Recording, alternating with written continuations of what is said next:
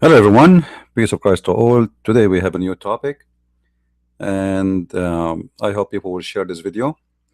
Now today we will have two sessions, which mean after we finish this, later we will have our Pal Talk room open for those who like to join us in Pal Talk.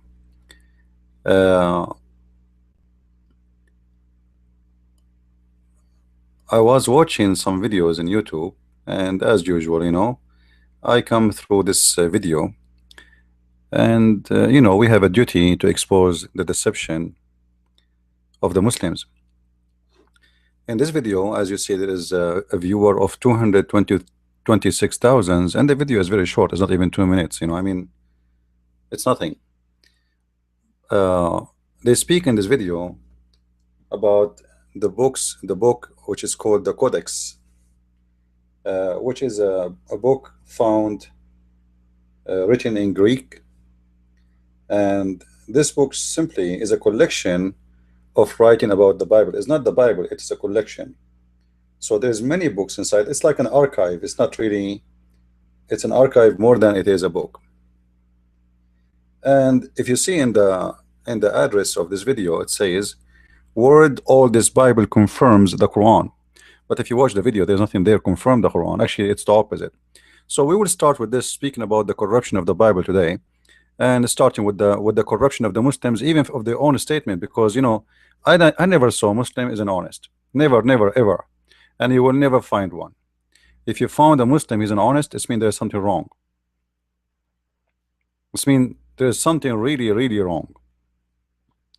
I'm not going to play the video because this is CNN and they might flag us for the funny CNN. They will flag you if it's me. If it's a Muslim, they will not flag them. Uh, if you go in the video, you will see they are speaking supposedly. All the story is about this book, which is nobody is saying anything really. Like had nothing to do with the Quran, and nobody mentioned the Quran. But the Muslims, they love to confuse you. And look at the end, and this is how funny they are and how stupid they are actually. They say to you, if you like, they are quoting from CNN that if you want to find this book, this is where you can find it. Now I advise everybody to go and read it, and you will see that this book is not only does not confirm the Quran, it does confirm that the Quran is the book of the devil. Not only they are lying in what they are saying regarding confirming the Quran, they are lying about everything. And that is a perfect example of what Muslims is about. I'm not against anyone try to prove his religion to be true, uh, try to prove that others are wrong. But the problem with Muslims, they try to do that based on deception and lies, and they themselves, they know they are lying. So this is what we will do today. And today I have a good news for the Muslims. I hope Muslims would listen to this video. They will copy my videos because I'm going to agree with them about what they claim of corruption. And then you will see the Muslims will be so sad and so unhappy because I agree with them. And this will show you how stupid this religion is. And I'm very serious about saying very stupid those people are. Because you see, they are working hard to make you agree that your Bible is corrupt, right? Now, if we agree with them, are they going to be happy? The answer, no. They will be so upset. And today we are going to prove this. So welcome everybody. Please invite your friends, tell everybody. Actually, I was trying to start my podcast a little bit earlier, but I have some difficulty in my software. For some reason, Google is not recognizing my software, which usually I use for broadcasting. This is why I was kind of late.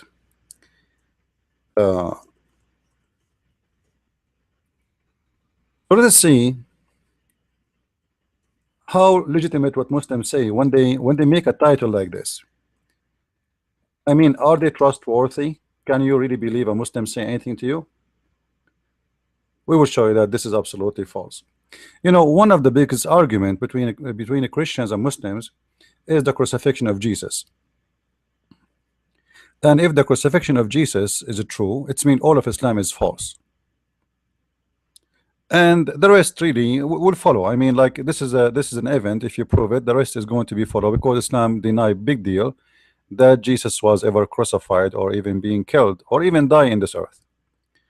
According to Muslims, as you know, they claim that Jesus, he was left up to heaven without any death, which means he is alive for the last 2000 years and more.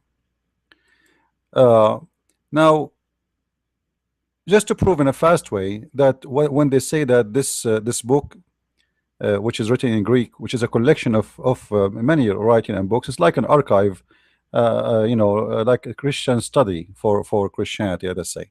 It's a collection of writing. If this book proved that Jesus is crucified, it's mean this book not only confirm our Bible today, it confirmed that Muslims are a bunch of liars when they say that this book confirm Quran. So what we will do, I will choose just a verse which is written in the New Testament today, and a verse written in that book in more than 1500 years ago. One of the funny things, by the way, the Muslims, they cannot find us something written old about their religion. I mean, the oldest Quran they have is not even from the 6th or 7th century. They don't have an old Quran. Some, they say to you, we have Quran written more than like almost 400 years after Muhammad. This is absolutely lie. There's nobody have such a Quran. And the funny, they try to say to you, uh, do you see the manuscript about the Bible? And the manuscript is a changing, like, there is a manuscript saying this and there it says that, and etc. The fact, the more manuscript we have, the more the Bible get better translation, because the more manuscript we have better understanding of the text and of the language. And remember, the book is written in many languages, not only in Greek, not only in Aramaic, not only in Hebrew. It's written in the Coptic language, in the Aramaic language, and the ancient Aramaic, the old Aramaic, and even the Coptic Egyptian language, and even the Ethiopian, and not to mention that there is an old writing too exist in Persia and exist in faraway countries like India. Uh, so, do really this book confirm the Quran, or the Muslims will make this such a title?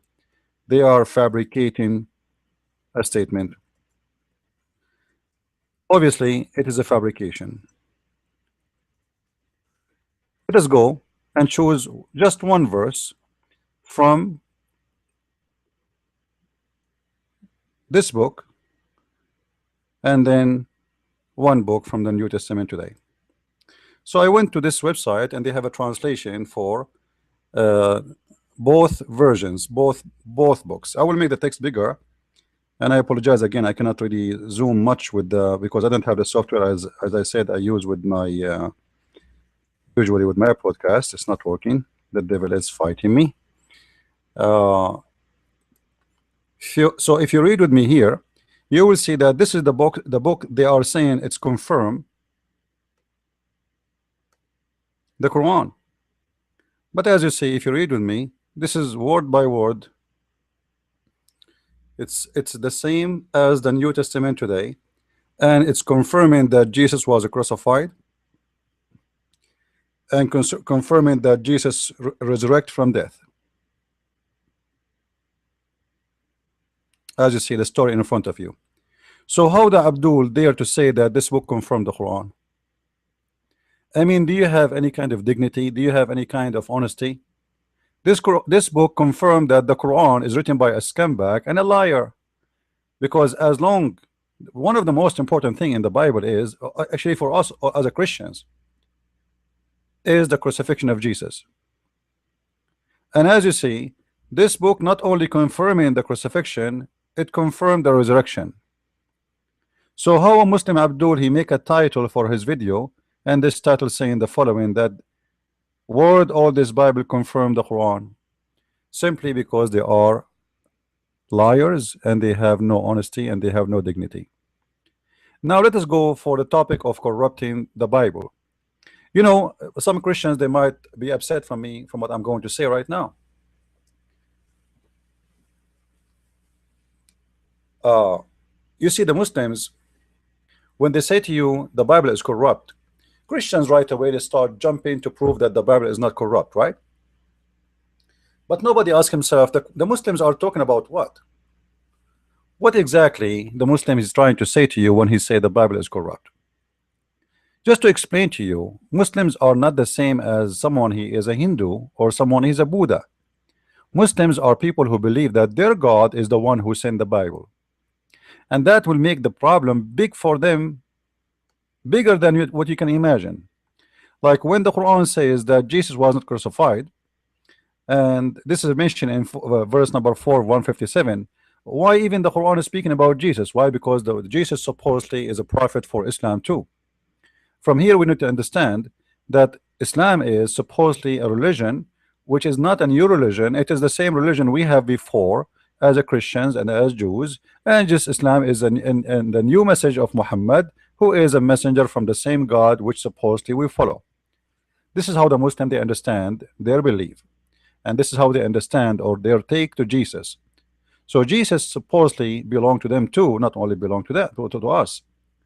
Now, before I start here, uh, just to show you some of the roots of the Quran about some issues the Muslims they say before we talk about the corruption of the Bible.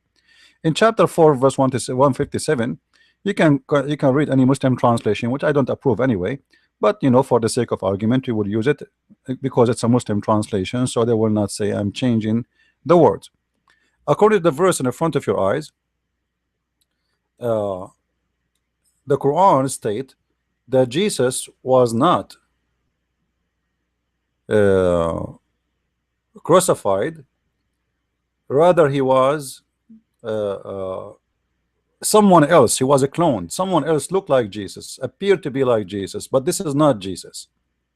So Allah cloned someone looked like Jesus, and he made him to be look that Jesus is a crucified, and the Christians made Allah, he made them believe that Jesus was a crucified. Now the story here by itself, by the way, is a proof that our Bible is correct, and I want people to listen to carefully how we can get from the Quran the first proof that our Bible is correct. What the Quran is saying here, let me try to make the text bigger, and again I apologize, I cannot use the software which is usually I use to zoom in. All right, let us do it here. I hope it's going to work. All right. I made it the maximum I can go. So they say we killed the Messiah, Christ Jesus, the son of Mary, who is the one who say supposedly the Jews, but they killed him not nor crucified him, but it was made to appear to them. Now if you ask a Muslim who is the one who made that appear, he will say to you it was Allah. So please take a note of that. Allah, he made Jesus appear to be in the cross, that and he was crucified. And that's really amazing story, because the story here proved to us that Allah is a deceiver, and he deceived not only the Jews, he deceived even the followers of Jesus. He deceived everybody, made him believe that Jesus was on the cross when he was not. And this is mean when I say that when I call my book The Deception of Allah, that's a perfect, you know, description for Allah, because here we go, even the crucifixion, it was a deception. Allah could not save Jesus without deceiving the Christians and the Jews. And based on this, by the way, as long it was Allah who made us see someone look like Jesus on the cross, which means Allah, he cloned someone look exactly like Jesus. He have the same face of Jesus, the same eyes of Jesus, the same voice of Jesus, and even the mother of Jesus could not recognize that this is not Jesus. That's mean what's our fault if we believe that this is what Jesus? What is the fault of the Christians if they believe that Jesus was on the cross, if Allah, the deceiver, he made someone look like Jesus on the cross? So the stupid religion of Islam, Allah will judge us for believing that Jesus was a crucified, when Allah is the one who deceive us and make us believe that Jesus was a crucified. I mean, do you see how stupid this logic is? Allah is going to send you to hellfire, you Christians, because he made you believe that someone looked like Jesus on the cross. But Allah was playing a game. It was not a true Jesus. So he put Jesus in the cross, but it was not Jesus. So you saw Jesus, but it was not Jesus, and then you believe it Jesus, but it was not Jesus, and then you wrote in your book that Jesus was crucified, but the fact Jesus was not crucified, it was Allah playing games with you. And this is how stupid Islam is. But the important about this story here for us, this story confirmed the Bible. Why? Because if the Quran itself witness that we witness a crucifixion of someone look exactly like Jesus, the witness should write down what he saw and what he believed. Are you guys getting my point? If I was a witness in the front of the cross and I saw Jesus in the cross, and now I am Luke, I am Mark, I am John, I am whoever I am one of those who witnessed Jesus' story. Even if I'm not a Christian, let us say I'm a historian, I'm going to write a book about what happened. And then I wrote in my book that I saw Jesus the Christ was crucified in the day of etc. Should I write what I saw, or I should write something else? The true witness, my friend, is the one who write down what he saw, and the Quran witnessed to us that this is what we saw, which means the true story is what is written in the Bible. The game story, which is supposedly Allah is cloning someone, is what is written in the Quran. So look how stupid the Quran is. The Quran confirming that your story in the New Testament is absolutely true, and you witnessed the crucifixion of Jesus, and Allah, he made you believe that it was Jesus. But in fact, the Quran saying to us after 600 years, I was playing games with you, it was not Jesus. I mean, this is really stupid. This is really stupid. One of the funny ideas when the Muslim they say to you, you change your Bible. Will you change your Jesus, you idiot Muslims? You accuse us of changing the Bible. You change the whole of Jesus. Here we go. Your God Allah, he replaced Jesus. He put someone else look like Jesus in the cross. And then you are coming to me talking about me changing the Bible. You can't change Jesus, replace Jesus, and clone Jesus, and then you have no problem with that. So the story in the Quran here confirm what the Bible is written is true, because this is what we saw. And Allah here, supposedly Allah is talking, remember, Allah is saying that he made it appear to us that Jesus was in the cross. So when we witness that yes, Jesus crucified, we are not lying. And I hope the Muslim understand how stupid the Quran is when he made this statement. And then Allah, he waited 600 years to send us another messenger who never been a witness, to say to us Jesus never been crucified. Now the Muslim, they ask you, how many manuscripts you have for the Bible to prove the Bible? But the fact they don't have even one manuscript for the Bible they claim. Like, isn't it funny? They are asking you, we have tens of thousands of proofs about the crucifixion of Jesus and what Jesus did, etc., and we have thousands of manuscripts, and yet they don't believe all of this. And then they believe someone who came 600 years after Jesus. He don't even have one manuscript of anything. I mean, everything in the Quran. Do Muhammad have a manuscript for it from the people before him? No, never, nothing. Still the Muslim believe him. So you have thousands of manuscripts about Jesus is a problem for them. Still they will not believe you. But Muhammad, who have zero manuscript, he has zero proof, they believe him, and nobody asked him for any manuscript. Like, did any Muslim ask Muhammad in the time of Muhammad, what is your proof that Jesus wasn't crucified? Do you have any proof? Like, you were a witness?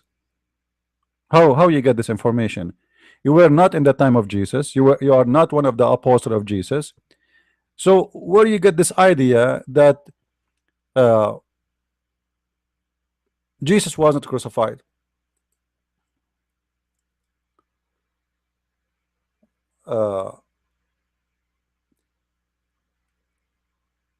There is, what Muhammad he learned. If you remember, before we spoke about the Nasara. The Nasara, are a group of people who believe that Jesus is the Son of God. They believe in his crucifixion, but their own books, which is not approved by us as a Christians. As an example, there is uh, I think the book is called Apocalypse of Peter. Chapter 81. If you read chapter 81, sorry, chapter. Hold on. I think it's 81 because they have different numbers. 81 from 4 to 24, and in that book it says what it's mean. That's the one he's speaking about, Jesus at the cross. Like, is that really Jesus or an appearance? So it's like, somebody is making a poetry about Jesus. Like, I cannot believe that this is the glorified Jesus is in the cross right now. So the Muhammad, he took it in a literate way, that this was an appearance of Jesus. This is not Jesus. And from that story, he made a story of it, that this was the appearance of Jesus, but it was not the real Jesus. Now I will try to find you the text, which is I'm trying to say to you.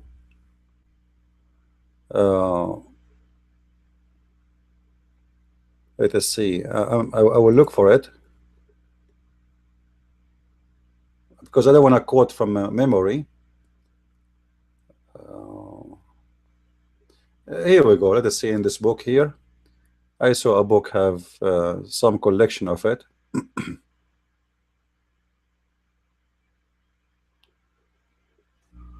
Let's see if I can put it in the screen.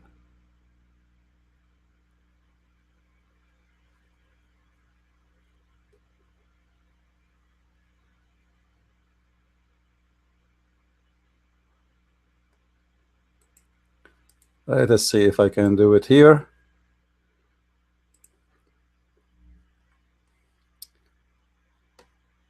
All right.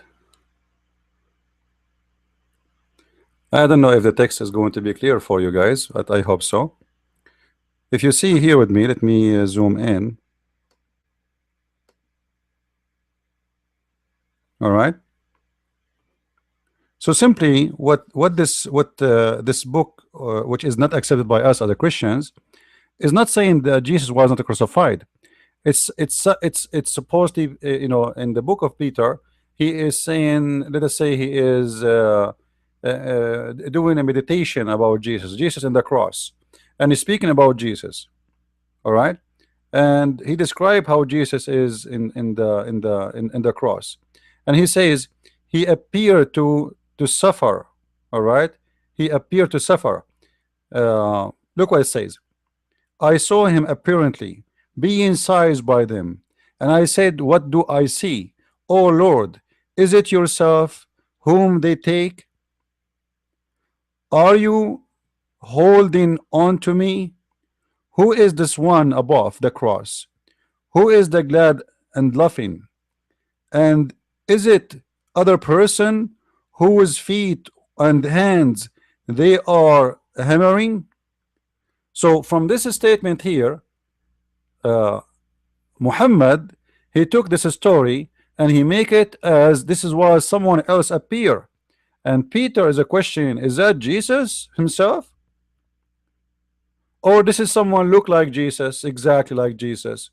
But what the story here is saying, it's like it's like a meditation. It's like saying, oh, like this is the Lord himself, the Lord that we worship.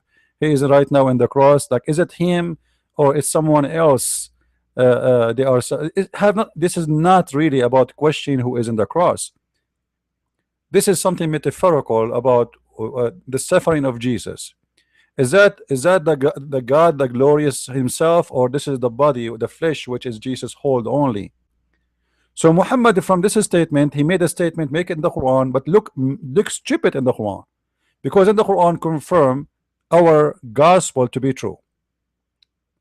In the Quran, he made it in different way. In the Quran, he made it like Allah is the one who made Jesus appear to be in the cross. But this is where he bases his story from. It's coming from this statement, but this statement never say that Jesus wasn't crucified. And actually, if you read the whole chapter, you will see it says clearly that Jesus was crucified, even in this book, which we don't accept. So this is where Muhammad he got his fabricated story.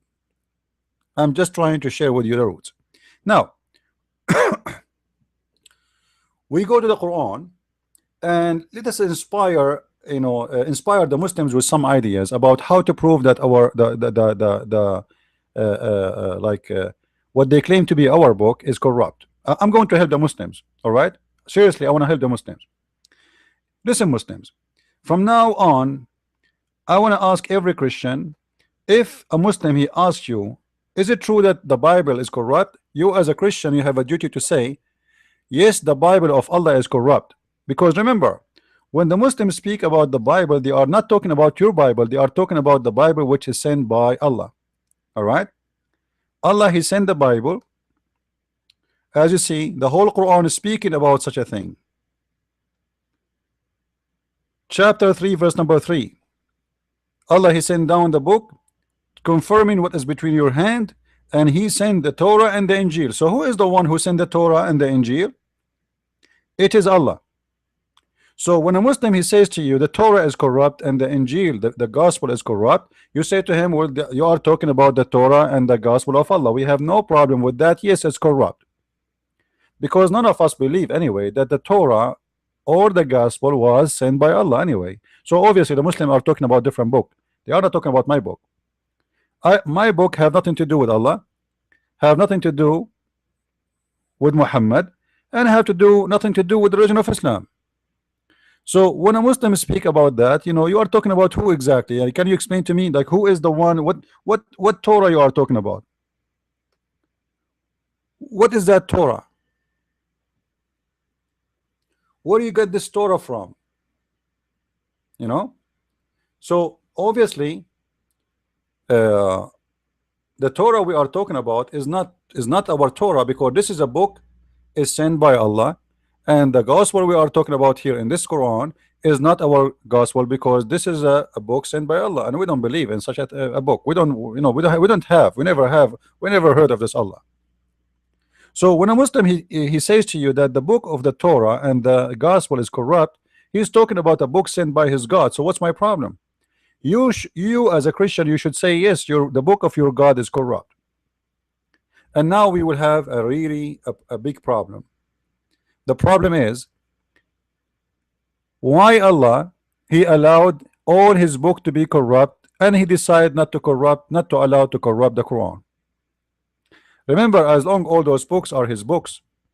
So what is the difference between the Torah and the gospel and the Quran? Why Allah don't want to protect the Torah and the gospel the same he want to protect the Quran?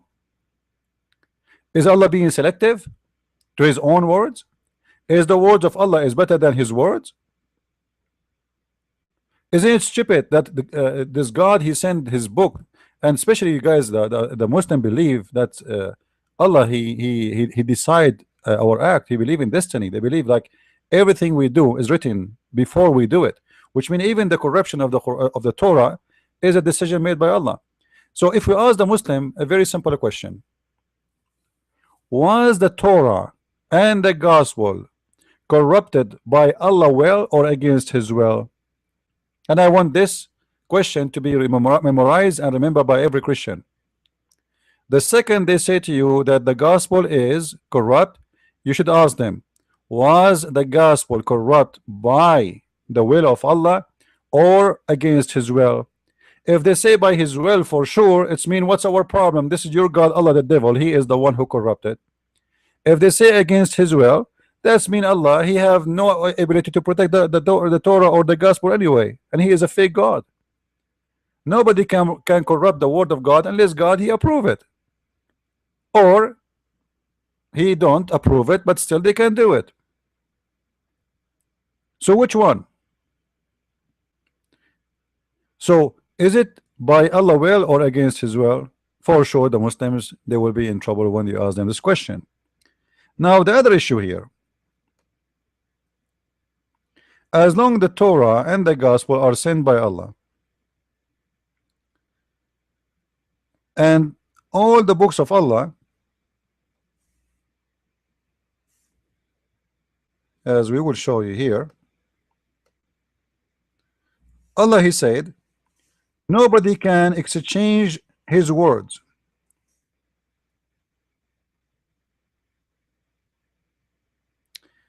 In chapter 5 verse number 34, it says, no one can replace or change the word of Allah. In chapter 6 verse 115, it says nobody can change the word of Allah. In chapter 18 verse number 27, it says nobody can change the words of Allah. And if the Torah and the Gospel are part of His words, then how you can say that the word of Allah is changed? Especially when you read the chapter 6 verse number 34. In this chapter we have a problem.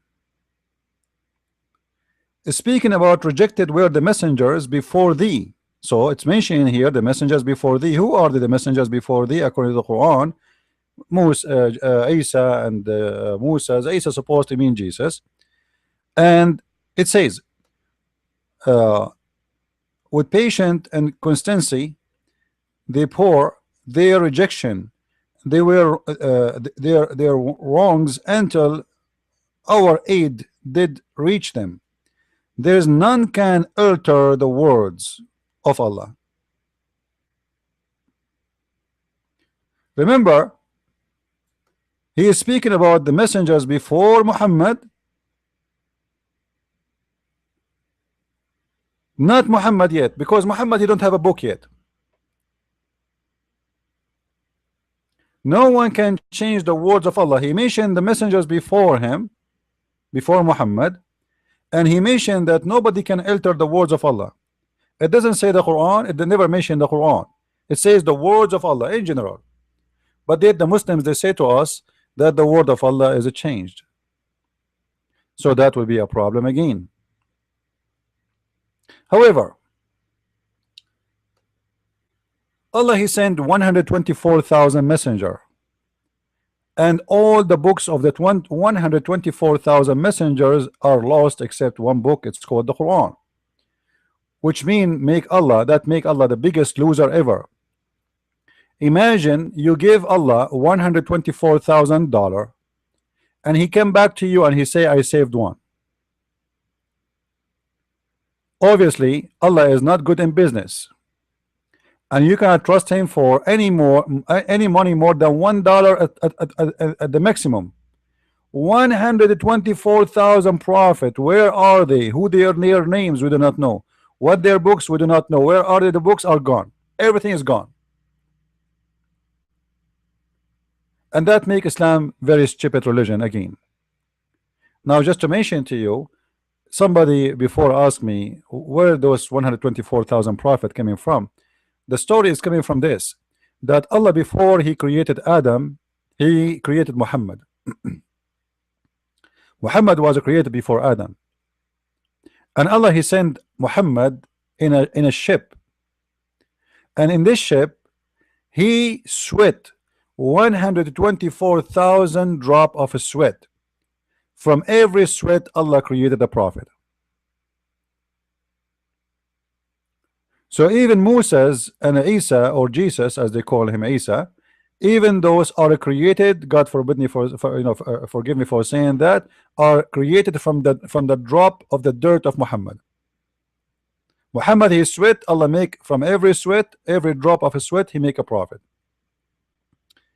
Now if we go and check more verses in the Quran,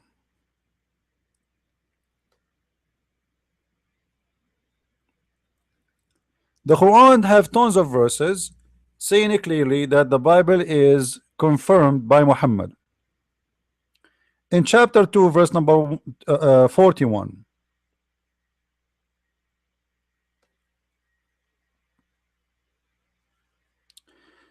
and believe in what which I reveal, confirming that which you possess already. What they possess already? The scriptures. All right.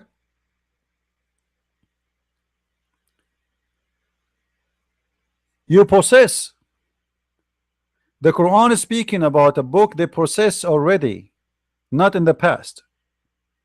And he is confirming which you possess. So when the Bible was corrupt,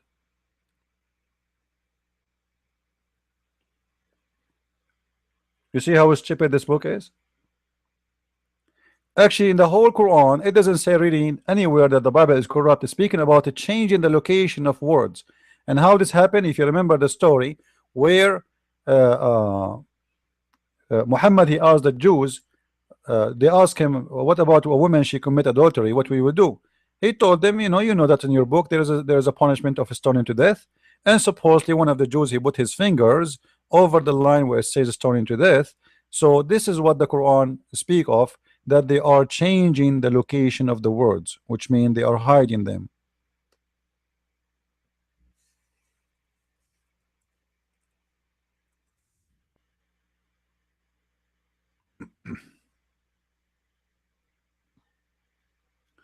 As you see here in chapter 4 verse number 46.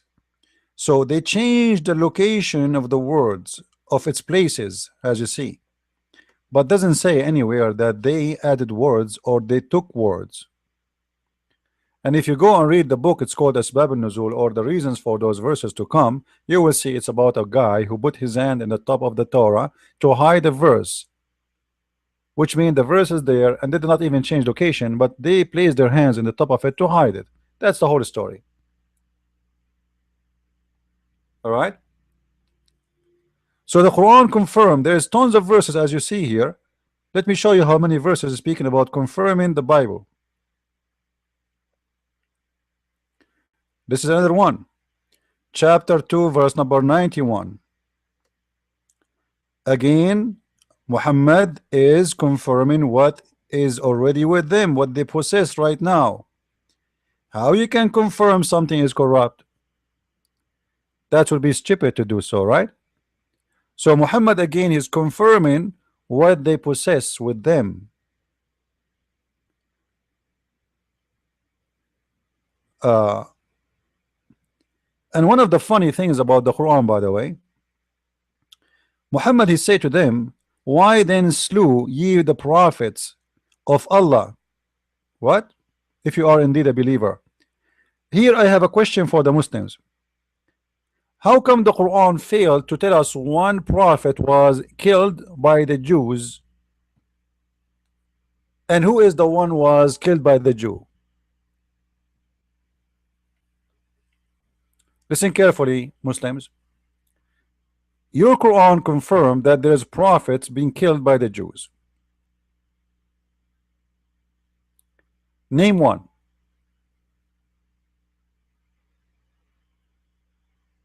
You know, the God of Islam, he have time to tell me about an ant speaking to the ant and Sulaiman is listening. He have the time to tell me about Sulaiman flying carpet. He have time to tell me about Sulaiman his chair. He have the time to tell me about Sulaiman he died standing, was dead for 1 year. He have time to tell me that Sulaiman he have a sexual power. He have time to tell me about Sulaiman he go to look for a woman, she have no hair in her legs. He have time to tell me about Sulaiman checking the chickens looking for his bird. He have all the time to tell me all stupid stories, but he don't have time to tell me one prophet the Jews killed. I mean, what is more important? To tell me about a bird who work as a minister of irrigation during daytime and part-time as dating advisor, or the guy who work as a pimp who go and look for women who have no hair in their legs for the king. Shouldn't Allah mention to us who is the Jewish prophet was killed by the Jews? The Muslim, they might say to you, well, don't you know about John the Baptist? Hold on. Even that one was not killed by the Jews. Are you stupid? The king who slaughtered John the Baptist, he tried to consider himself like the Jews, but he is not. He is a Roman ruler. He have nothing to do with the Jews. Name for me one prophet was killed by the Jews. They cannot. They have it in their book, but as usual, the Quran is a book of yellow pages, have the number only, nothing rest. There's nothing like, yellow pages. They put for you a headline, that the address, name, person, phone number. That's it. Actually, there's no address. I think just a phone number. Who is the one who was killed by the Jews? They have no idea.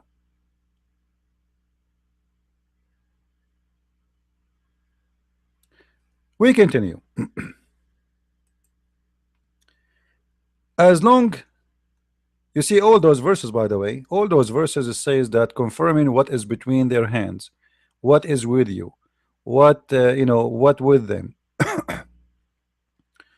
It's amazing. Like, it's still the Muslim, he will say to you that the Bible is corrupt. And again, I have no problem with the Muslim saying the Bible is corrupt, because he's talking about the Bible of Allah. Therefore, I agree with you that your God Allah himself is corrupt. So why his books will not be corrupt anyway? And this is additional reason for me not to trust Islam and not to believe in this God. Because if Allah always send books and his books are corrupt, what is the proof that the Quran is not one of the previous corrupted books? As an example, who is the one who will protect the Quran from being corrupted? The Muslim will say Allah. Hold on. Look what the Quran says.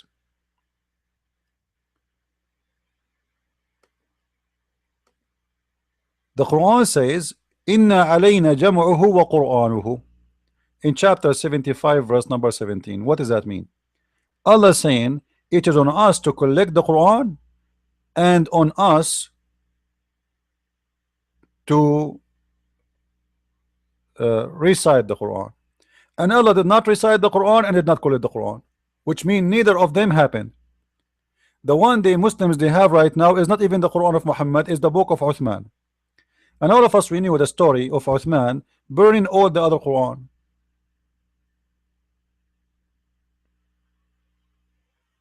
Why he burned all the other Quran? Because simply they are different. So there was many Quran, and Uthman, because he's the king, he decided that this is the Quran I want. My Quran is the one will go. And the rest of the Quran, they are different. And by the way, there's many of them still exist. Mus'haf Uthman became the most popular because of Saudi Arabia. They approve it and they have the money and they print it for free. Otherwise, there is many other Quran exist still until now, and they are totally different. So who is the one who should collect the Quran according to the Quran? It's Allah. Did Allah collect the Quran? Never.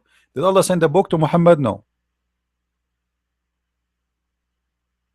Remember, the Quran speak that Allah sent to Moses the whole Torah. You see that in the Bible we speak about that Moses was given the tablet, right?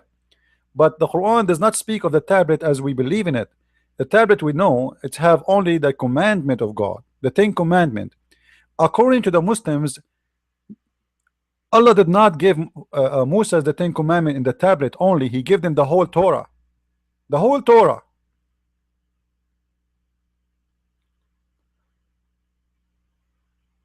And if Allah he gave Moses the whole Torah and all of it written in a rock, in a stone or stones, how come Allah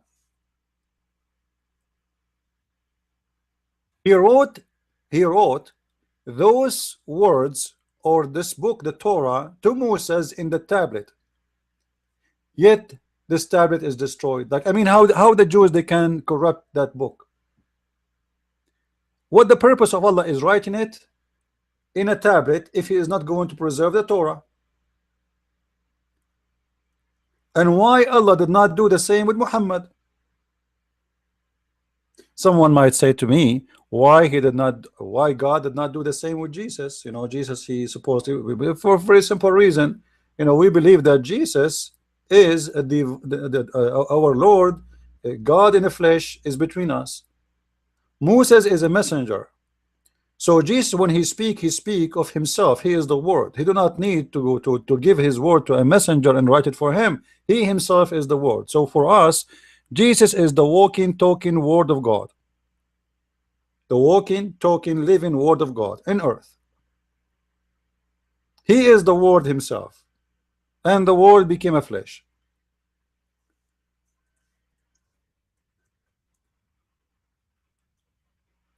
So when Allah he gave Moses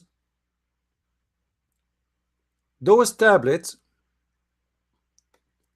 and Moses, he got them written in rocks to preserve them supposedly, and then Allah he says to us the Torah was corrupt. So what the purpose was of writing those on rocks? Obviously, according to the Quran, Allah trying to preserve the Torah, right?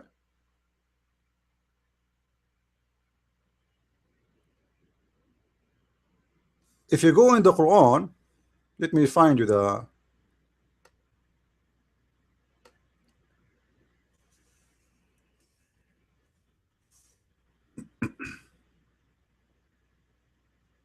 in chapter 53 verse number 36, and chapter 87 verse number 19. You know, actually even in chapter 87 verse number 19, Allah claim in the Quran supposedly that not only Moses have tablets, it's even Ibrahim.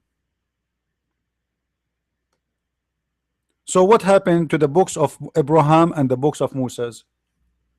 I want a Muslim to tell me one verse of the book of Abraham. What is the name of the book of Abraham?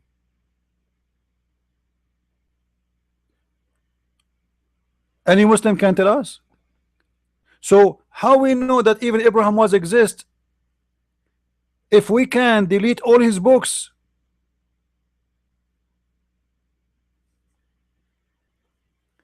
Do you see the guys the madness we are talking about?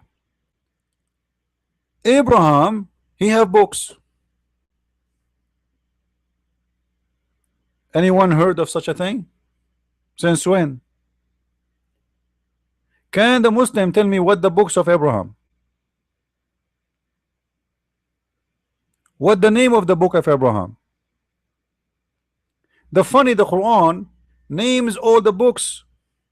As an example, name the book of David, name the book of Moses, name the book of Jesus, but yet the book of Abraham have no name.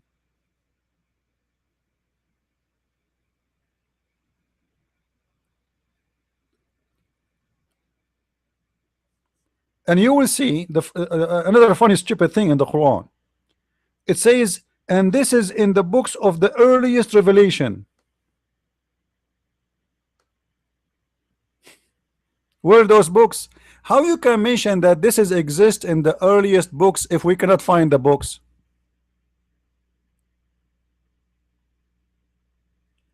Are you guys following me? Isn't it stupid?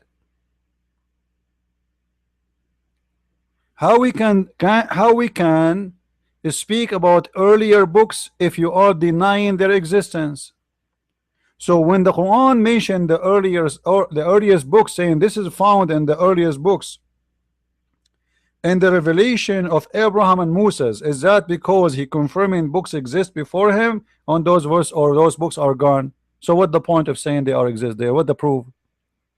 Is going to be very stupid to say this is exist in the earliest books when there is no books.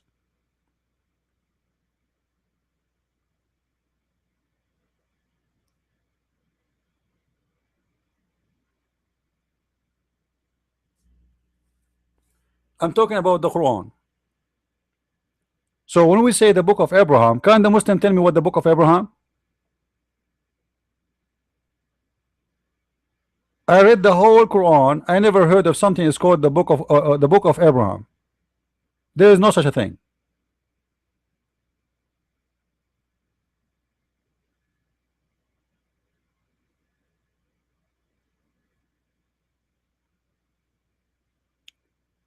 There is books reported about Abraham, There's books speaking of Abraham, but Abraham who wrote the book, I want to know the name of the book and when Abraham wrote his book and what language. Can the Muslim even tell me in which language Abraham, when he spoke and he wrote his book, what language he used? Don't tell me it was Arabic.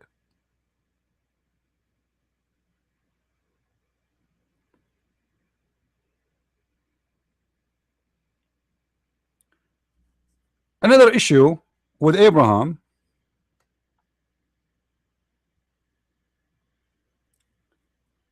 uh,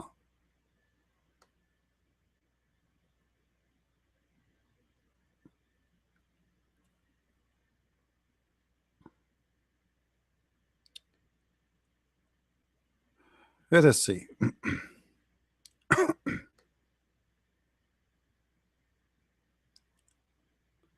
I'm trying just to collect, like some ideas to arm you with answers. Look at this verse with me. Chapter 3, verse number 65.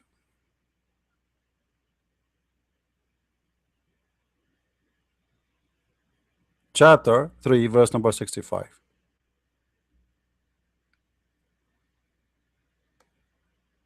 Just to show you that the one who wrote the Quran is officially stupid. Allah speaking to the people of the book, and the people of the book is the Jews and the Christians. Look what he says to them. For sure, Allah, he says that supposedly to Muhammad, and Muhammad, he says that to us. Ye people of the book, why dispute ye about Abraham when the law and the gospel were not revealed till after him? Have you no understanding? I mean, seriously, the one who wrote this verse, from where he got his degree, I will give you three options. He got his degree from the stupid U-Haul, or from Taliban University, or from the University of I have no idea. Because if we imply this logic on what we are talking about, we will see that Islam is the last one who can complain about Abraham or can dispute about Abraham. Why? Because Allah saying, why you dispute about Abraham when you came after Abraham? Like, aren't you Muslims are the last one to come? If you are saying the one who came after Abraham have no right to dispute about Abraham, but you are the last one. Guys, are you getting my point? Imagine you are 60 years old. Abraham is 100 years old. I am 20. And then I say to you, you are 60. Why you are debating me about Abraham and you are born after Abraham? But I am 20 years. I'm the last one. Are you getting my point? How stupid this religion is? Their argument is, don't debate us about Abraham because you came after Abraham. But the Muslims, they are the last one who came. You know, this is can work if Muhammad was before Moses, and that means he was before Jesus too. And the Muslim says to us, why you are debating us about Abraham when we know Abraham more than you, because we are more close to Abraham by date, which means we know him more than you. This is the argument. You came after Abraham, so you cannot debate about Abraham. But the Muslims came long after Abraham, after all of them, after the Jews, after the Christians. And their logic that you don't have the right to debate about Abraham because you came after Abraham. This is how stupid this religion is. Now we continue. So let us agree as a Christians, when a Muslim he speak about the gospel, he's talking about the gospel of Allah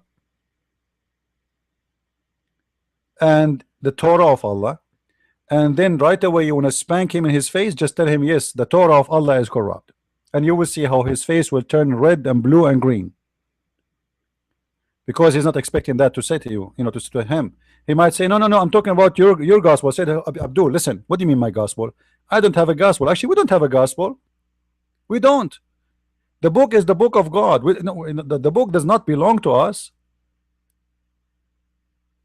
The book belongs to the author, not to the follower. So when you say the gospel is made by Allah, you are accusing Allah, your God, Muslims, that He is the one who could not protect His book, and you are accusing the book of Allah to be corrupt. And as long as this is the story, so what's my problem? Go and debate your God, the stupid God who sent His books, but He cannot protect the books. I have no problem with this argument. The books of Allah keep being corrupt. Very clear proof that Allah is a fake God. If Allah is a true God, He should protect His gospel. If Allah is a true God, should protect the book of Abraham, as you see in the front of your eyes. Allah is saying that Abraham have a book, but yet the Quran failed to name it. I never heard anywhere in the Quran any name of a name is called the book of Abraham, but yet they claim that there's a book is called the book of Abraham. So Abraham, he sent books. He have books. All the messengers, they have books, yet Allah, and all those books are books of Allah, but yet Allah cannot protect any of His books. Now, was Allah protecting even the Quran? Absolutely not. If we go to the hadith, actually before we go to the hadith, look at this hadith here, where Muhammad, he take an oath on the Torah. And this is what I said, that the Jews, one of the Jews, he put his hand in the top of the Torah trying to hide it. One of the companions of Muhammad, he said to them, move your hand, and he saw the verse, and he said to him, you know what, why you are hiding it? So Muhammad, he said to them, bring me the Torah. As you see in the front of your eyes, bring me the Torah. So the Jews, they brought him the Torah. Muhammad, he put the Torah in the cushion, and he put his hand over the Torah, and he took an oath saying, I swear by thee, or let us say he taken an oath saying, I believe in thee and the one who sent thee.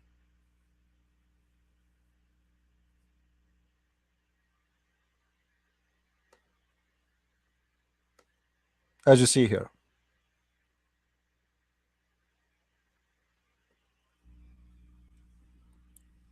I believe in thee and the one who sent thee.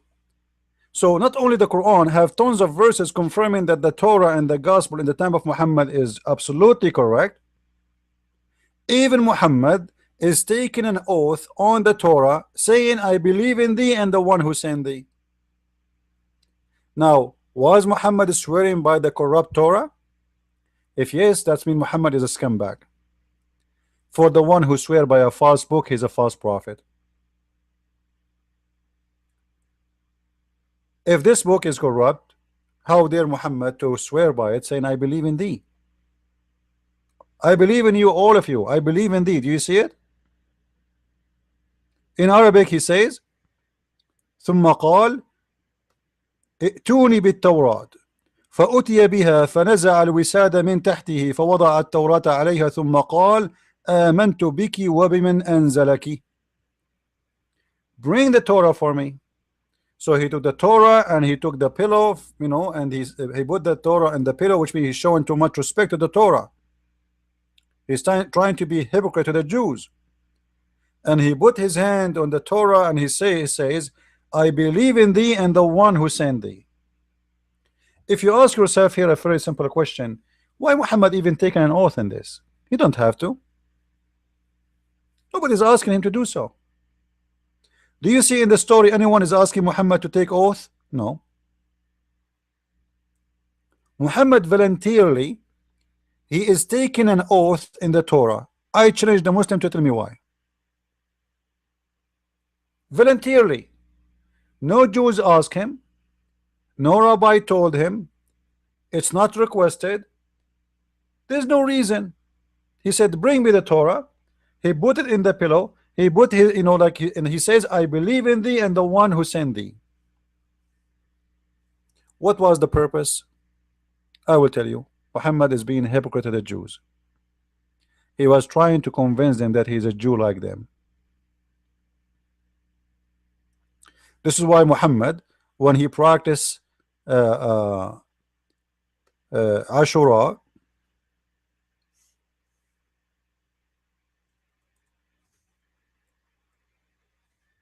he asked the Jews, "Where you get this? What this? Why you are fasting today? Like why it's uh, uh, why you are celebrating this day?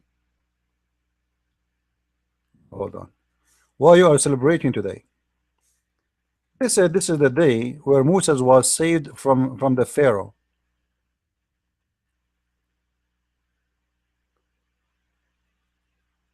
and he decided to fast the day of Ashura. Since then, he asked the Jews, "Why you are fasting this day?" They said this is the day where Moses and our nation they are saved from the Pharaoh. They crossed the sea. So Muhammad decided to fast it until Ramadan came, and he stopped fasting on Ashura. And not only this, he said that Ashura, the one who fasts Ashura, if you fast this day, Allah forgive all the sin of the previous year.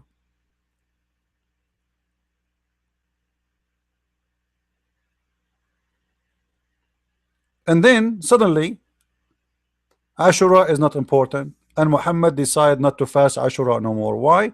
Because simply he was trying to be a Jew, and the Jews did not accept him, so he gave up, and he will not. He did not need it no more. The Jews are not going to accept him anyway. Look what it says. The one who fast Ashura, if he fast Ashura, it is going to delete all his sin for the previous year, just one day. So how come this day became not important in Islam now? How come it was a day will forgive all your sin for the previous year? Suddenly this day became nothing because Muhammad he failed to make the Jews believe in him.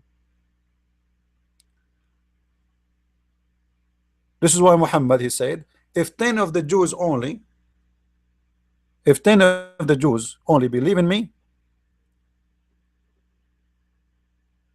the rest of the Jews will believe in me, which means Muhammad he failed to make 10 Jews believe in him.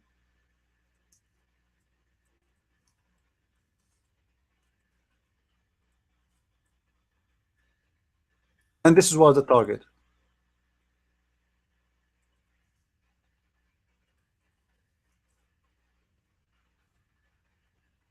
He worked hard trying to convince the Jews that he is not against them.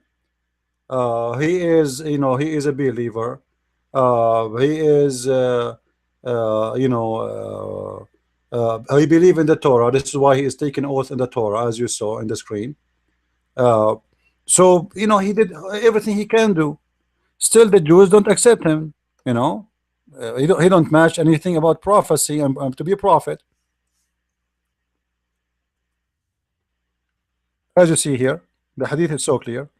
The prophet said, had only 10 Jews, and you will see here it says amongst their chiefs. This is false. The hadith doesn't say that. The prophet said, had only 10 Jews believed me, all the Jews would definitely have believed me. That is proof that how much Muhammad he failed to convince the Jews. If only he can make 10 Jews believe, but he could not. The mission was impossible.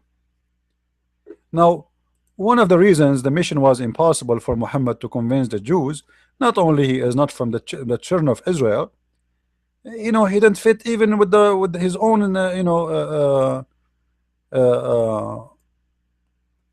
Quran.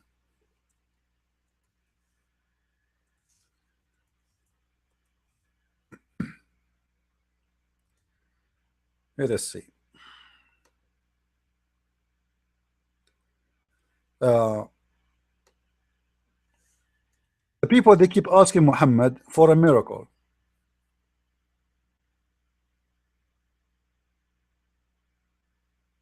as you see here in chapter 2, as an example, chapter 2 verse 118.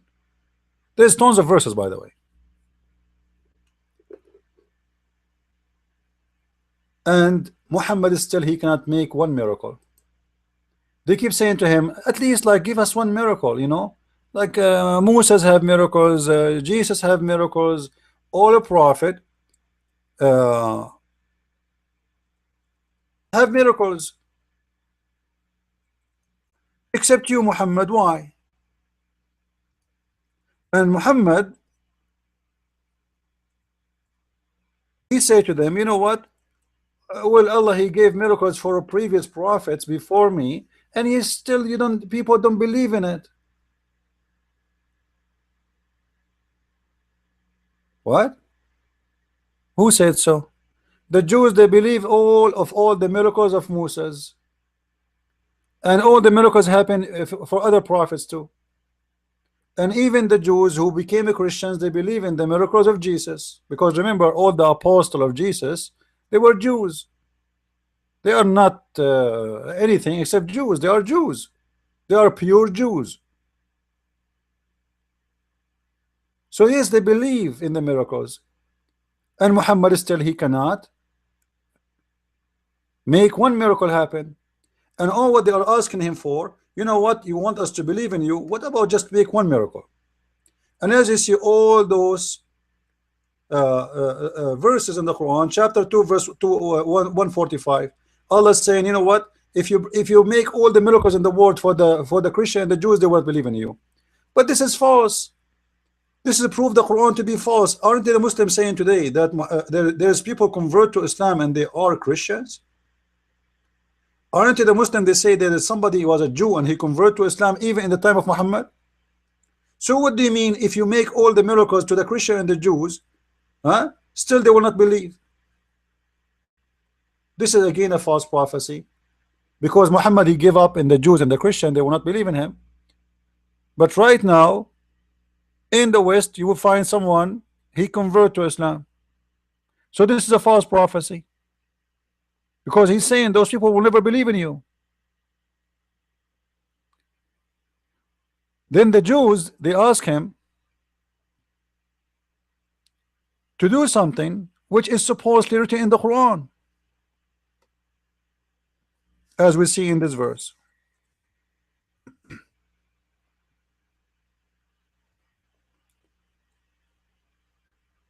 Muhammad in chapter 3 verse 183 confirm that Allah, he told the Jews the following, and please read with me. They also said, Allah took our promise not to believe in any messenger unless he showed us a sacrifice consumed by fire from heaven. So Allah told the Jews, don't believe anyone. He claimed to be a prophet unless he sacrifice, and Allah will send a fire is going to eat his sacrifice.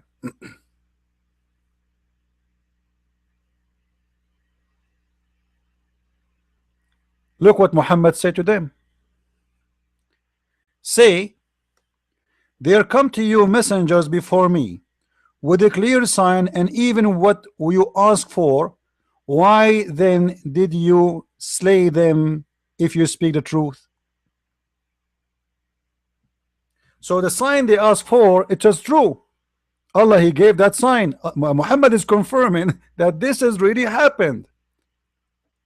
God confirmed to the Jews a prophet of God to be a prophet by making such a miracle when they asked for it. He sacrificed and God sent fire, consumed that sacrifice. Muhammad, because he have no miracle and he cannot do that, he said to them, well, a messenger came before me and they gave such a sign you are asking for, but still you don't believe in them. Who? Like who? Who is the messenger? You Muslims, can you name for me the messenger? They did not believe in him and he sacrificed and God consumed his sacrifice. Who? Name him. obviously Muhammad again, he failed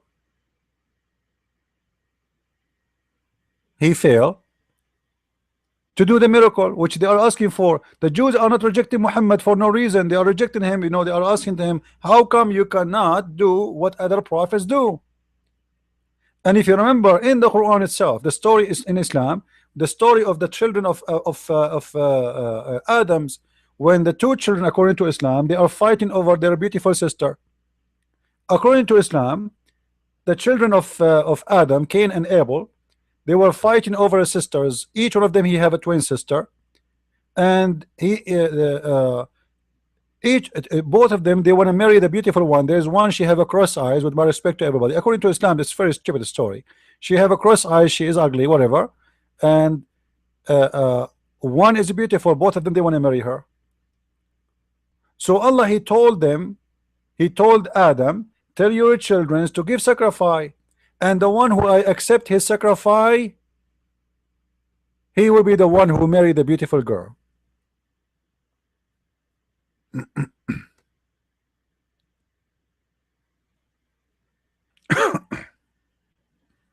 As you see in this verse in the front of your eyes, chapter 5, verse number 27.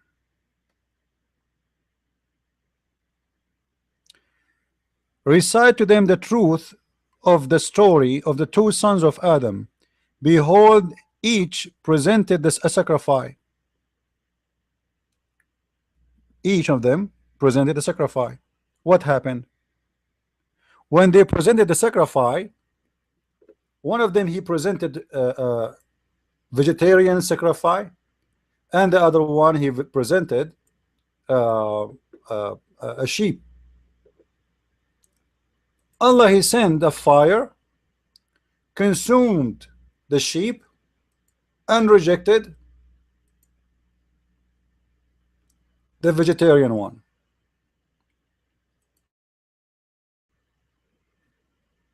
Which means Allah, since the beginning of the time of Islam, he show the sign of approving something by sending a fire to consume the sacrifice. So when the Jews, they say to Muhammad, as we showed you, well, you know what, Allah told us not to approve any prophet unless he make a sacrifice, and his God, he send a fire to consume the sacrifice. And let me show you the story again, so Muslims will not say we are making things from our own. This is the interpretation of a Jalalain.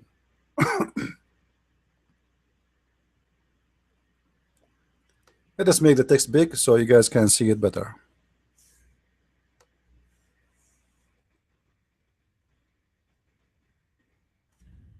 I hope it's clear now. This is a Jalalain, and this is the official government website of the Kingdom of Jordan. And recite, O Muhammad, to them, your people, the story of and the tale of the two sons of Adam, Abel and Cain, truthfully, bilhaq, which mean by the truth. Here, then he continue.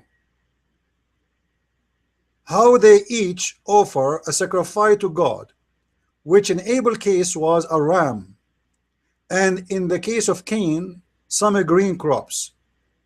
It was accepted from them, one of them, namely Abel, when a fire came down from heaven and consumed his offering. Do you see it? According to Islam, according to the Quran, if Allah want to approve a person, he asks him to do this. He make him sacrifice, and then if he send the fire to consume that sacrifice, that's mean you are approved. If Allah did not send the fire to consume the sacrifice, you are not approved. The same story happened with Abraham.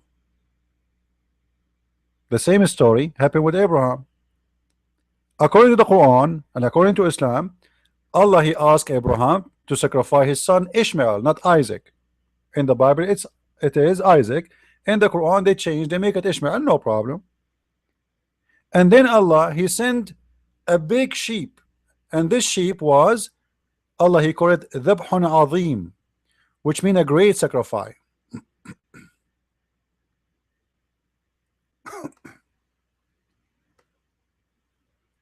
And then Allah uh, he told Abraham, well, you know what? Don't worry about sacrificing your son. I'm going to give sacrifice of my own. It's going to be great ram. Um,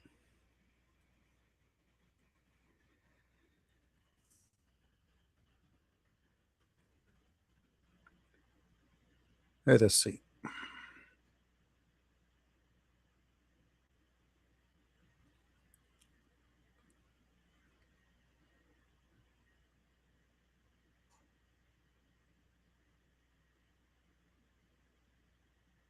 This is the story here in chapter 37. Start from verse 102. All right, where supposedly Abraham uh, he saw a dream, a vision from God, and you know, he decided to do what the vision is saying, and then Allah he sent down a sacrifice. All right, as you see here. All right, and then Allah he said to him, I am going to send our ransom, your son, with a great sacrifice. And this is in chapter 37, verse number 107. And that sacrifice was consumed again by a fire sent by Allah to approve the behavior of Abraham, which means, according to the Quran, this behavior was always the behavior of Allah. He always sent the fire to consume. It happened more than once. It was the way for Allah to show his acceptance for a person or a behavior of a person. So when the Jews they say to Muhammad, how come you cannot do that? According to the Quran, the Jews have a problem, and the problem is Muhammad he cannot fulfill his own statement of his own book stories. He come to us with a story saying that yes, the children of Adam they have the same problem, and Allah he accepted their sacrifice by sending a fire to consume it.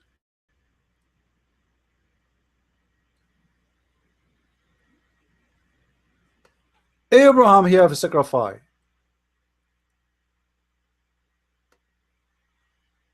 and the same story happened again. But Muhammad he cannot bring any sacrifice, and his God will not do what he did before. So the question here, how come this God will make such a sign for a stupid reason? Like as an example, if you think of the story of Adam and his children,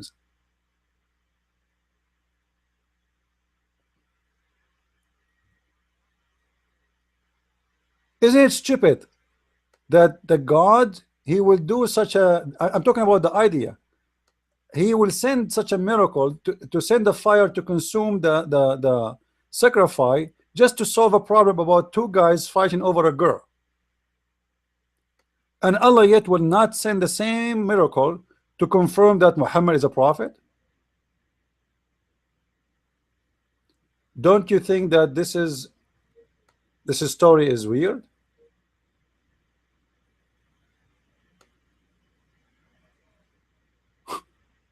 I mean, where is the logic?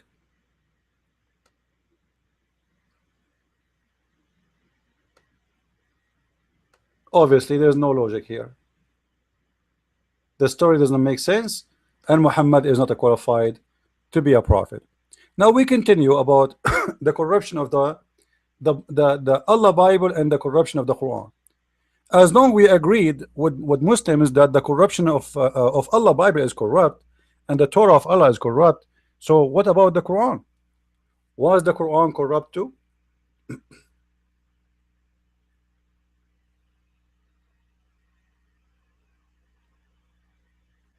Let us see that. If we go to the hadith, if you remember before we mentioned uh, that when Muhammad was in the bed of death, a goat or a sheep came inside and ate the Quran.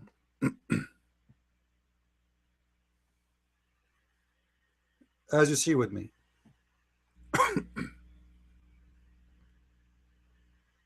And this is not da'if. This hadith is not da'if. So for those who want to play games of da'if and strong, you know them.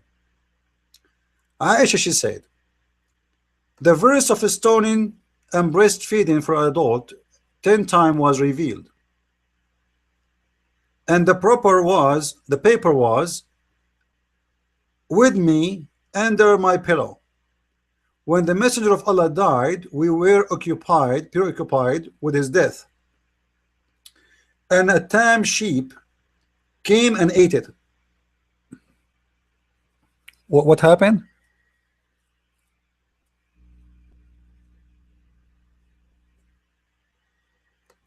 What happened, my friend, here, the Muslims confirmed to us in their books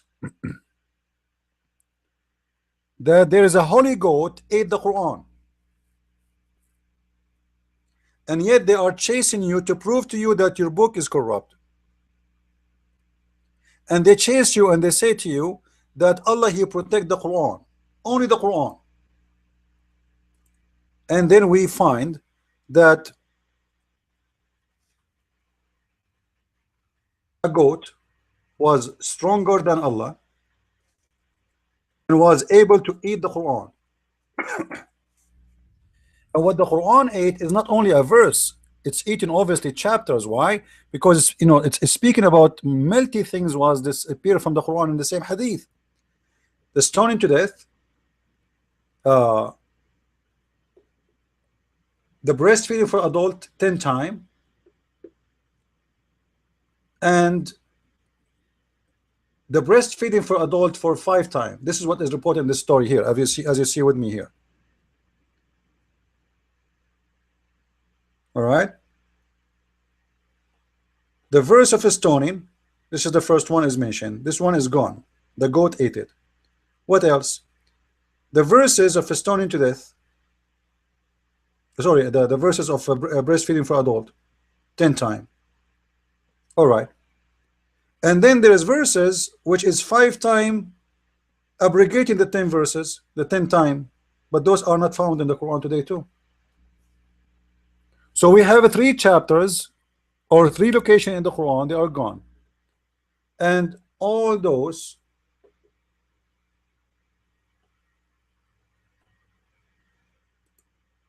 are mentioned in 1 page in the hadith.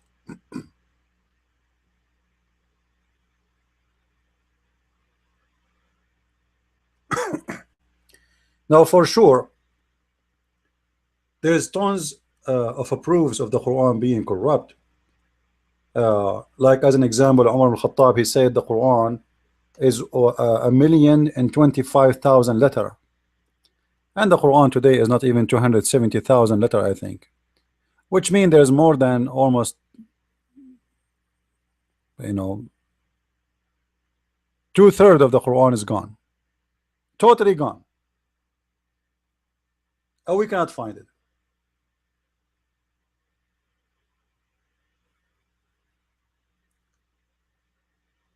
Now the books of the Shia, the Shia, they confirm clearly that the Quran is really corrupt. But that is the case the same for the Sunni too. There's tons of reference speaking of the corruption of the Quran. This is not only in the Shia books, but for the Shia, like the most things they speak about is something that's called Surah al-Wilaya, and this one they use to prove the how important is the family of Muhammad. uh, I wish we, today we are going to open a room, chat room later. All right, maybe in 3 hours from now. I hope we will find some Muslims who dare to come and debate us, and we can talk in more details about those issues. So there's no question that the Quran is corrupt, uh, corrupt by meaning, corrupt by order. Like as an example, even the Muslim today, they say to you that the Quran today is not the same way the Quran was sent to Muhammad when it's come to order. What does that mean? They say to you the revelation order is different from the Quran today. The first verse or chapter was given to Muhammad is the one where Muhammad been squeezed by the angel and he told him to read. But this one right now is exist in the Quran today in chapter number 96. But this is supposed to be chapter number 1. All right, it's supposed to be, but it's not. It's not there no more. uh, and for sure there's tons and tons of reference, but we don't want to make it complicated. Today we wanted just to make it about when the Muslims speak about the Bible is corrupt, the Quran itself approved that the Bible never be corrupt.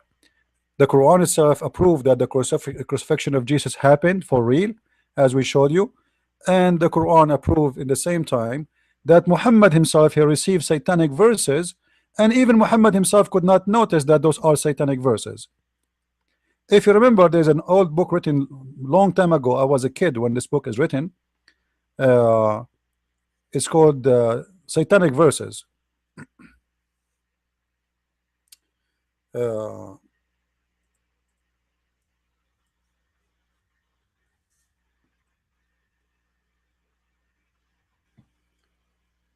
but before we go there, I want to show you something very stupid in the Quran, where the Quran itself proved to us that the Quran deleting Quran, and Allah himself is corrupt in the Quran. How this happened? If you go to chapter 2 verse number 106,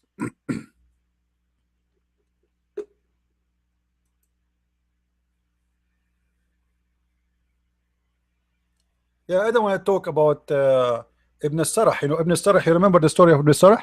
Ibn Sarah, he was the one who wrote the Quran for Muhammad, and one day he told Muhammad about better idea how to write a verse in the Quran.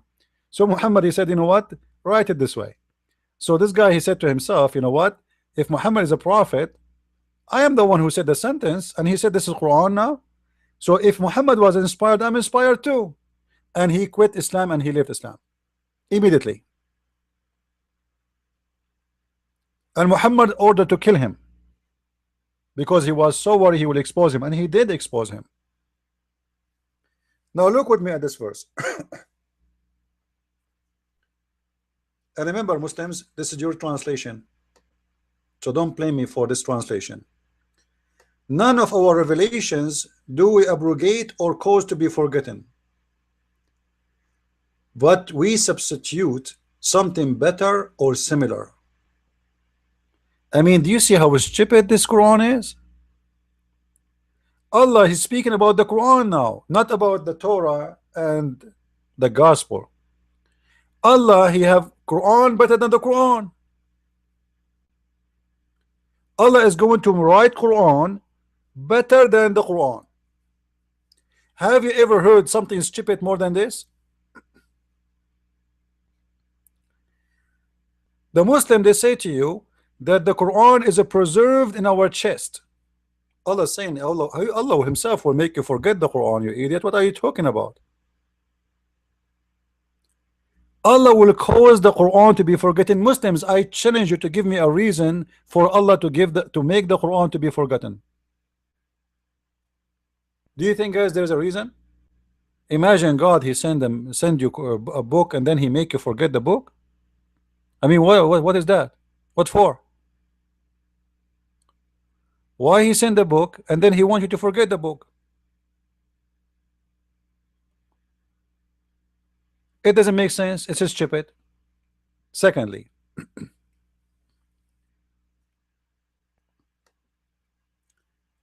Allah saying the Quran will be destroyed in two ways. Something is called abrogation, The other one is forgetting, abrogation, and forgetting. Why Allah want to abrogate the Quran? You just gave the Quran.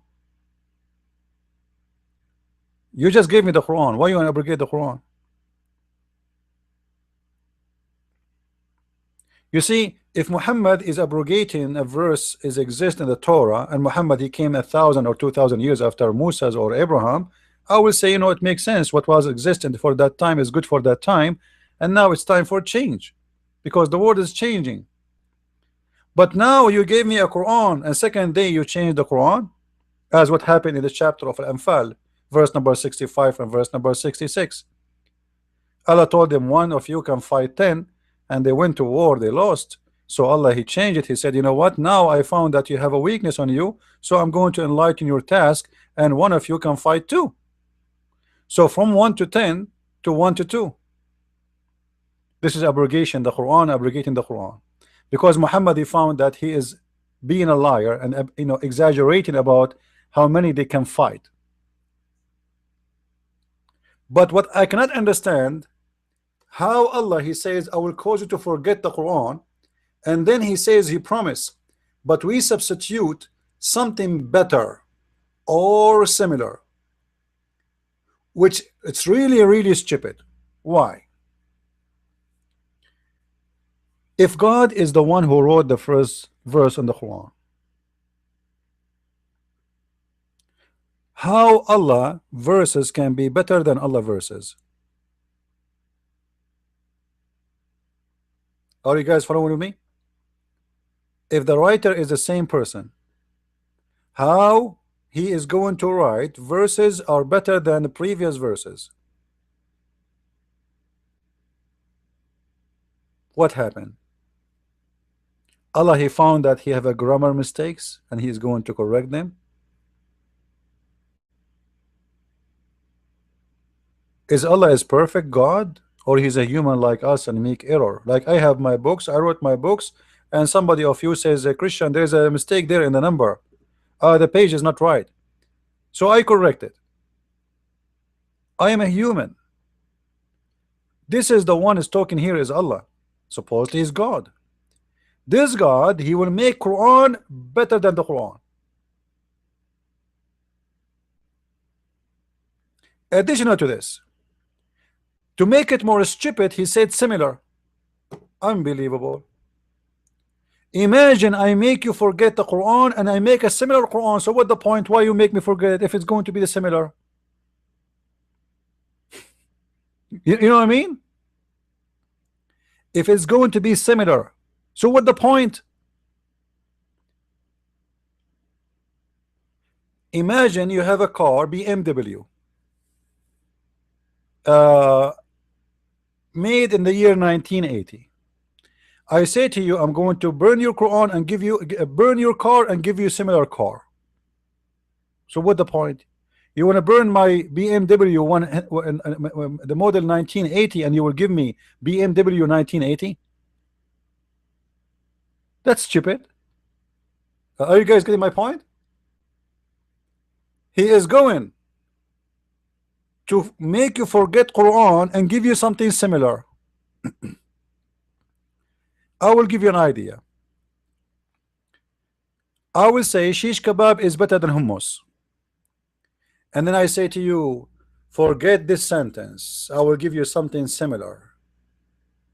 And now it's time to give you the similar. Shish kebab is better than hummus. If it's going to be similar, it's mean the same. So what the point? But let me tell you what happened here. Muhammad the liar, because he could not recite the same verse twice in the same way, so he have to come with an excuse why he keep forgetting the Quran, and why he when he recite he don't say it the same way. So he made this verse. Allah is causing Muhammad to forget the Quran because you want to give him better Quran. Are you getting my point, guys? Muhammad, because he's a scam, he's a liar, he cannot say the same sentence twice correctly. So to give himself an excuse why he is not reciting them the same, he said, well, Allah, he caused me to forget, but don't worry, Allah will give me something better or similar.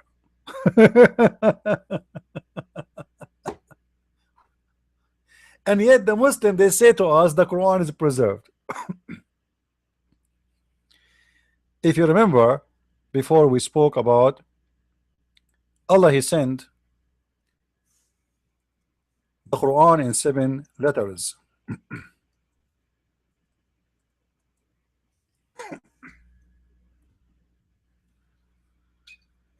Oh boy.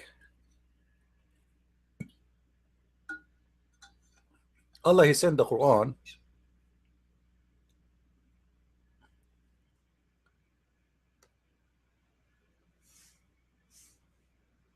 let us see.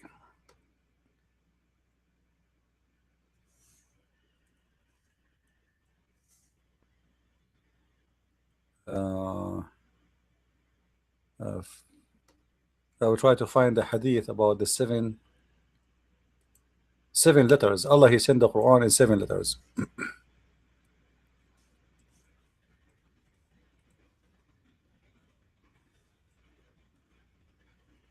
According to the hadith,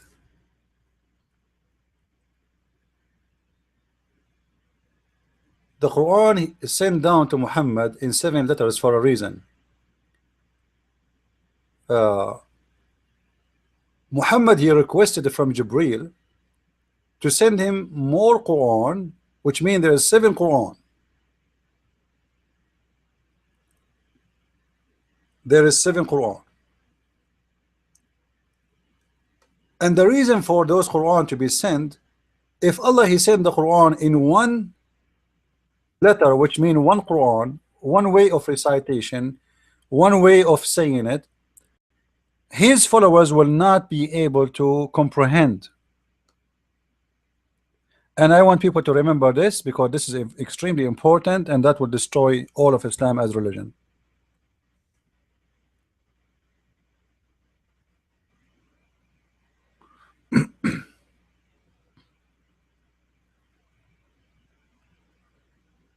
Let me show you the hadith.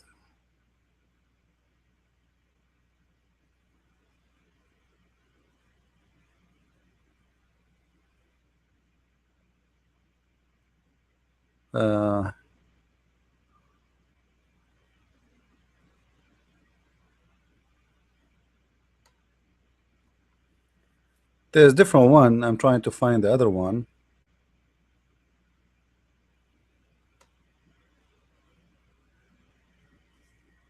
Let's see if I can find the other one, because the other one, it says clearly that I asked Jibreel to burden to ask Allah to burden me and to send the Quran in more letters, because my people will not comprehend.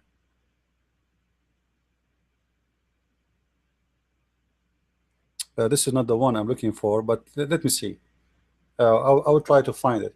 So simply, Muhammad, he keep asking Jibreel to send the Quran, and the reason that people, they will not understand. But the story happened here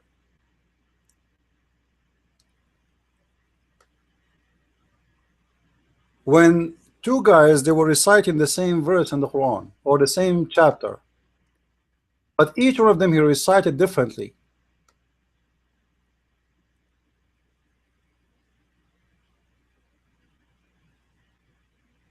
Let me show you the hadith. I'm trying to find the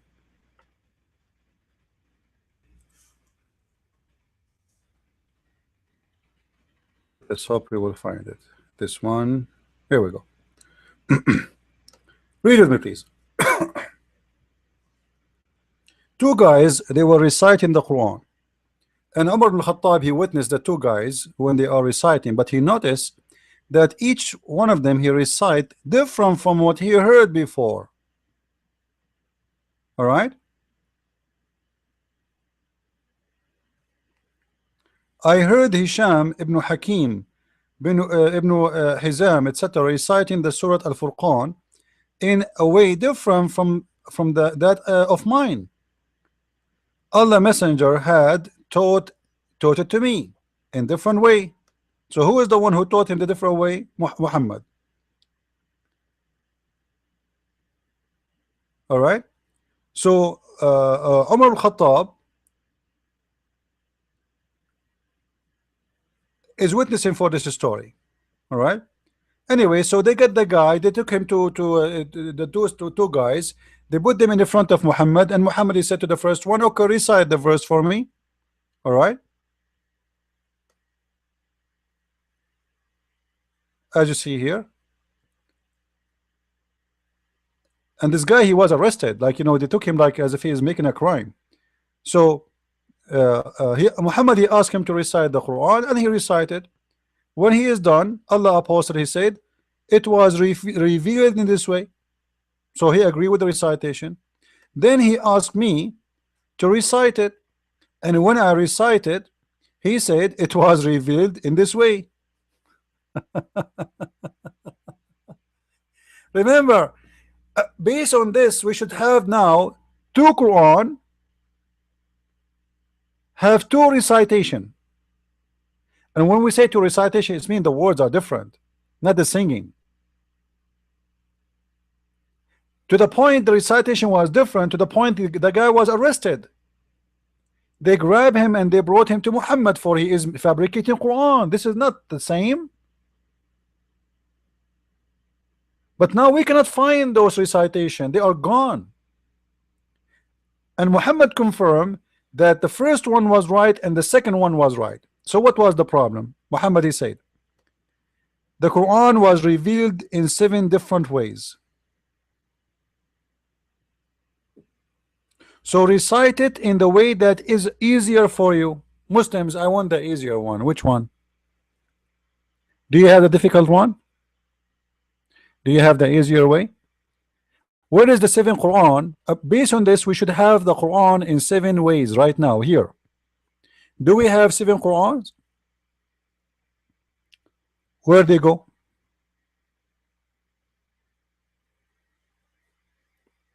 What happened? Maybe the goat ate them. And when Muhammad, he asked Jibril to send the Quran in 7 letters,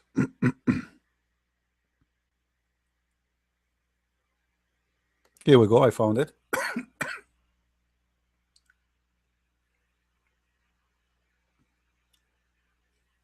The Prophet was present at the pool, etc., blah blah blah blah blah, etc. Okay, then he said, I beg Allah and his burden and forgiveness, my community has not strength to do so. To do what? He gave him the Quran, one recitation of the Quran in one harf. Harf means letter. All right, the word harf mean letter, which means recitation in one dialect, let's say.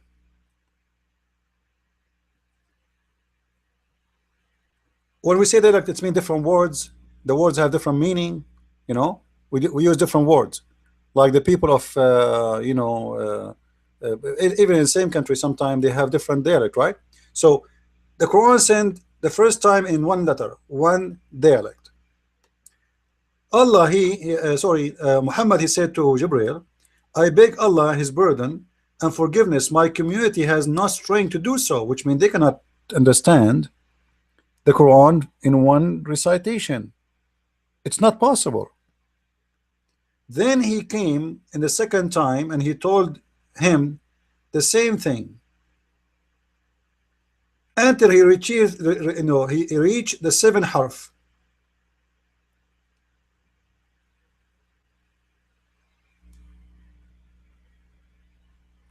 So Muhammad, he have a reason to ask for 7 Quran. His nation will not be able to comprehend the Quran with one recitation. So Muslims, where is the 7 Quran?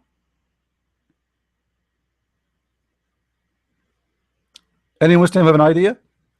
As long Muhammad himself, he is saying to Allah that my nation cannot comprehend.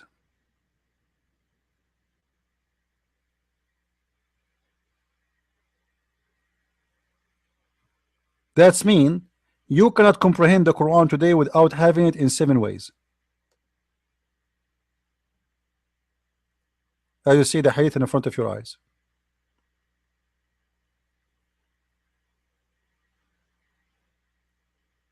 Allah has commanded you to recite your people the Quran in one dialect.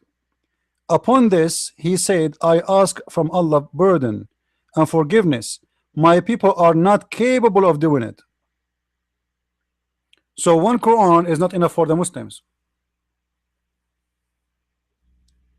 This is a strong hadith. This is not a weak hadith. This is approved by all Muslims. Quran as one Quran is zero Quran. Allah sent Quran one. Muhammad is saying no, Allah doesn't work this way. Look like Allah was a stupid and Muhammad is a smarter. So he's correcting him. And he said to him, you know, Allah, don't be stupid. You know that my people cannot do that. One Quran is not enough for them to comprehend. They cannot. So you need to send me more. So Allah, he sent him the second time. And then Muhammad, he disagreed. As you see here the story. Then he came second time and said, Allah has commanded you, you should recite the Quran to your people in 2 dialects. This is the second time. Upon this, Muhammad, he said to him again, I seek burden and forgiveness from Allah. My people will not be able to do so. So this is the second time. It's not enough. Jibril came for the third time and he said, Allah commanded you to recite the Quran to your people in 3 dialects.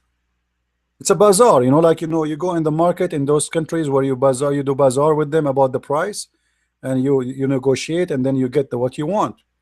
So Muhammad is doing bazaar with his God. Upon this, he said, which means Muhammad, I ask burden to Allah and forgiveness from Allah. My people will not be able to do it. You will not be able to do it. Who his people? This guy, he have the people of Quraysh, a smaller tribe. They are Arab. They are all of them. They have one dialect anyway. What 7 dialect? It's a small town. And this is not about the dialect. They are, you know, here they are saying, the Muslim today, they are saying dialect. So I'm going with their statement. But the fact, there's no dialect. But because Muhammad is a liar, he cannot recite the same Quran twice the same way. So he gave himself the maximum opportunity, you know, 7 Quran. This is why when they come to Muhammad, they ask him to recite a verse. They say, oh, go ask Ibn Abbas. Go ask Ibn Mas'ud. Go and ask this guy and this guy. Go and ask Ibn Nafi'. Why? Because Muhammad, he is afraid if he recite it, he will make a mistake. So he asked his followers, don't ask me about the verse. Go to this guy. He know it all.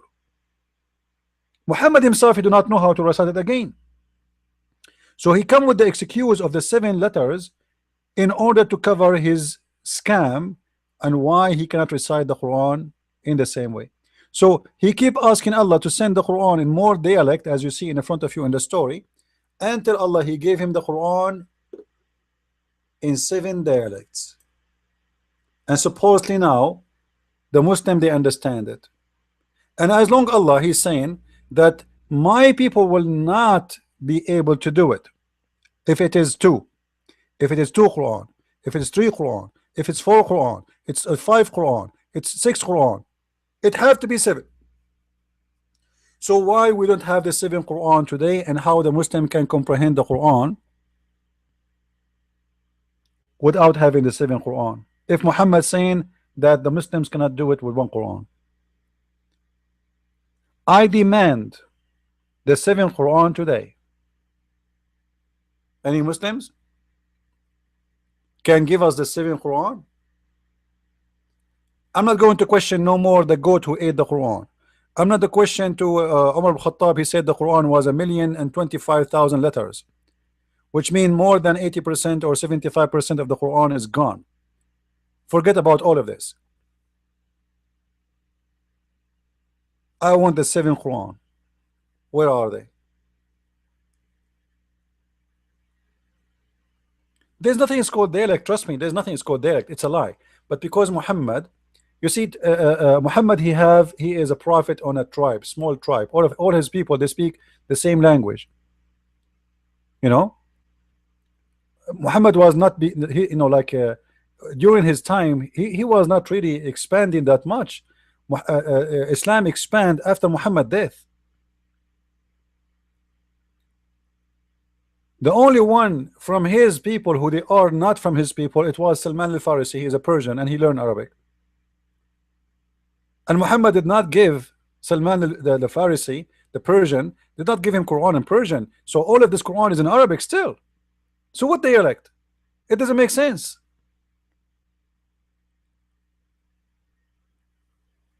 And how the Muslim they are able to comprehend the Quran today with one dialect? If Muhammad is witnessing that, they cannot do that. And remember, the Arab in the time of Muhammad, they are Arab, pure Arab who speak perfect Arabic. So if the Arab in the time of Muhammad cannot understand the Quran in Arabic in the time of Muhammad, how the people who read now right now who live in Pakistan, they can comprehend the Quran in Arabic, which a language they don't understand?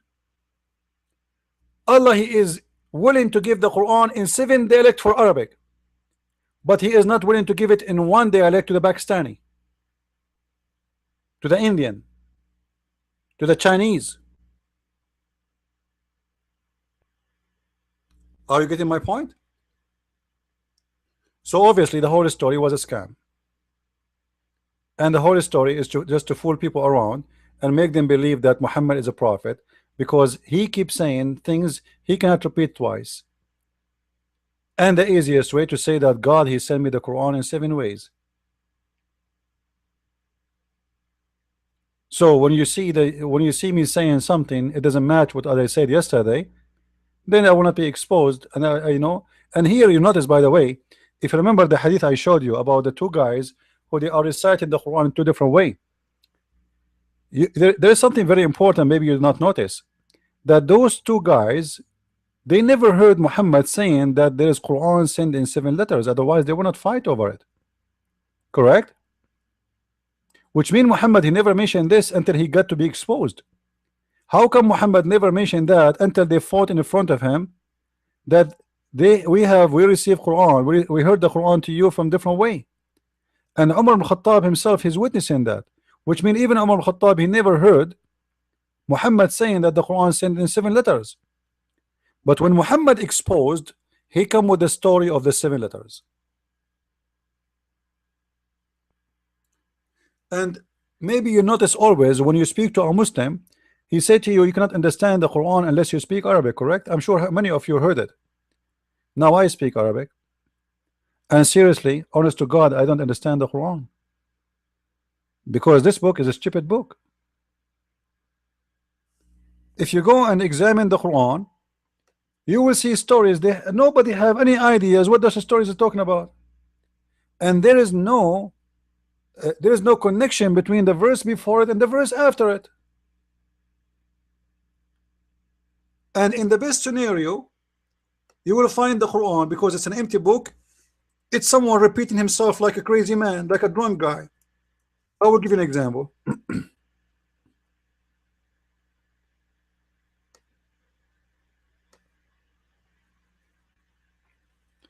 Chapter 55.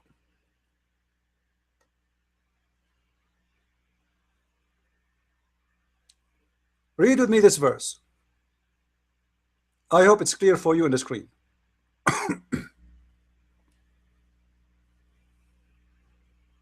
Do you see it?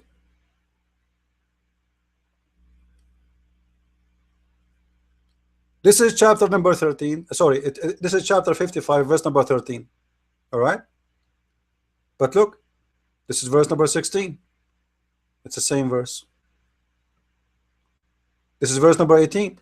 It's the same verse. This is verse number 21. It's the same verse. Exactly the same verse. This is verse 23. It's the same verse. It's the verse number 25. It's the same verse. Do you see it? Verse number 28 is the same verse. This guy, he have nothing to say. He's just trying to fill a paper. The same verse, like, isn't enough to say it once? It has the same meaning. You continue. We're not over. Like, I wish we are over. Same verse.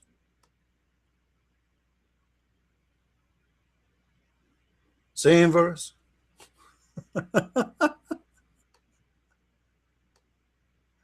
Like, can we stop, please? I'm getting dizzy here.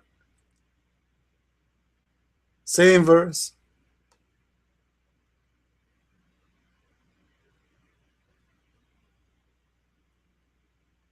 Same verse.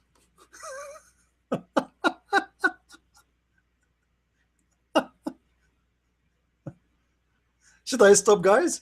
Same verse.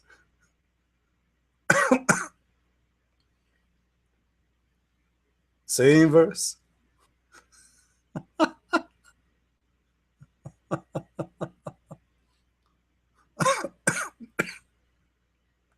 Same verse.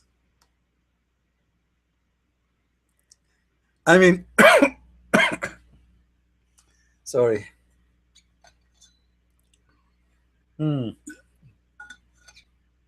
Hold on, hold. I just remember something. I don't want to continue with same verse. It's long. I was going to go to forever. Let's go back here. In the same chapter, chapter number 55, verse number 33. All right, forget about this one now. The same verse we are talking about. Let us read this one before it. O you assembly of the jinns and men, if it be you can pass beyond the zones of the heavens and the earth, pass ye, not without authority shall you be able to pass. If we ask the Muslim, they say Allah here is making a challenge to the genies and to the human to go out of the earth. And Allah saying nobody can do that without permission of Allah to pass. And how the pass will happen? This will happen only twice.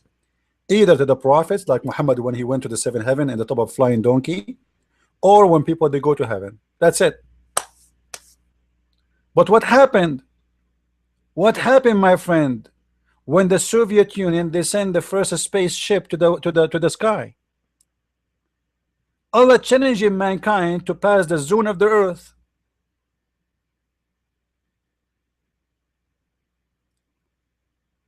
And the communists, they broke the nose of Allah and they went to the space without a pass.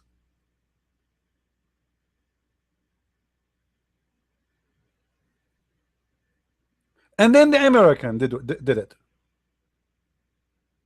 And the Muslim until now they could not do it. The disbeliever, they get the pass before the Muslims get the pass. This is additional proof that Muhammad is a fabricator. Muhammad, he never imagined that people they will be able to go out of to the space. That's hard to believe, right? That's like imaginary. Unless you want to imagine Muhammad going in the top of the flying donkey. It was the first rocket to go to the space. So when he made this challenge, he exposed himself again. Anyway, I hope you guys, I hope I did cover everything about this topic. Are we, any question? Anyone he could not get anything? You can go anytime. Like some people sometimes ask me how we can find the reference you show in the videos. It's very easy. You can freeze the video, type in Google exactly like right now. What do you see in the front of your screen?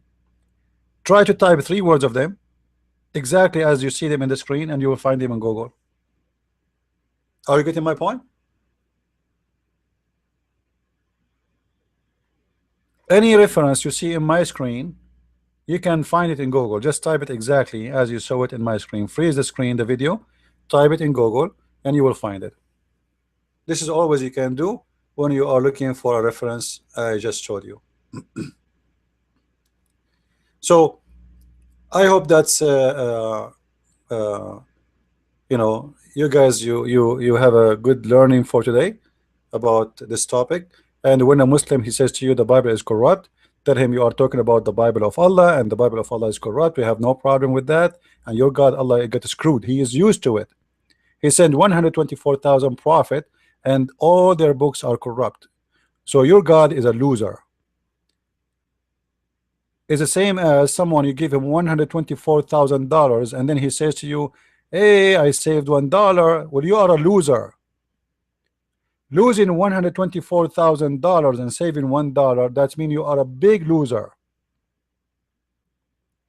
Now, today we are going to open our chat room after, just give me a break, right? To rest my throat. And we will have our pal talk and we will broadcast on YouTube again. Maybe in 4 hours from now. Just give me time to rest. As you see, I'm coughing already. It's not easy to speak for many hours, but I'm doing my best, uh, you know, to share with you guys. And I hope people they are learning and they are educating others. And feel free, you can download my videos. Like people, they get upset because I deleted my videos. I get upset because I don't see you downloading my videos. I will not stay alive, my friends. I'm going to die today, tomorrow, next week, next year. We don't know. So I want you to be able to replace Christian friends. All right. I'm giving every time I can. Any moment, if you see my videos, I make videos 5 a.m. in the morning, 12 midnight. Actually, I hardly I sleep. Serious to God. I have an eye bags around my eyes. Because it's endless. I keep receiving emails, and Muslim they want to challenge me, and Christians are asking me, and Christians even arguing with me, and where I can find that, and I'm not really convinced, and so you have to work in every side. Same time, Christians they need to be stronger. You see, you have the best of the best. You have the Messiah. His name alone, his name is alone is amazing. Just to let you know something, in Arabic, nobody in the Middle East, nobody can call himself Al-Masih. If a Muslim, he call himself Al-Masih, the Muslims will kill him. But everybody can call his name himself Muhammad. Nobody can be called Al-Masih, for Al-Masih is a very powerful name. Al-Masih means the Messiah. So you have the Messiah.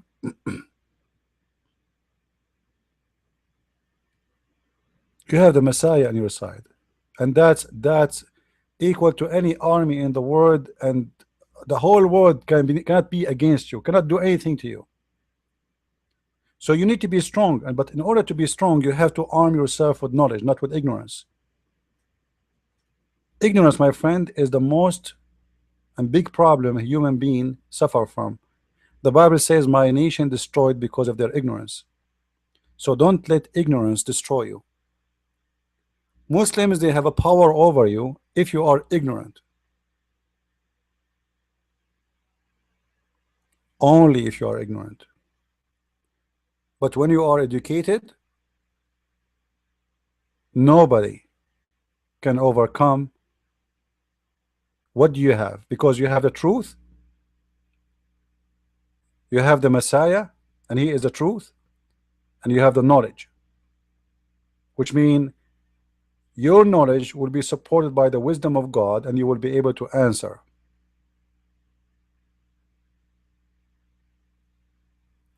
So let us share the knowledge, and let us spread the knowledge with others. For free you took, for free you give. I took for free.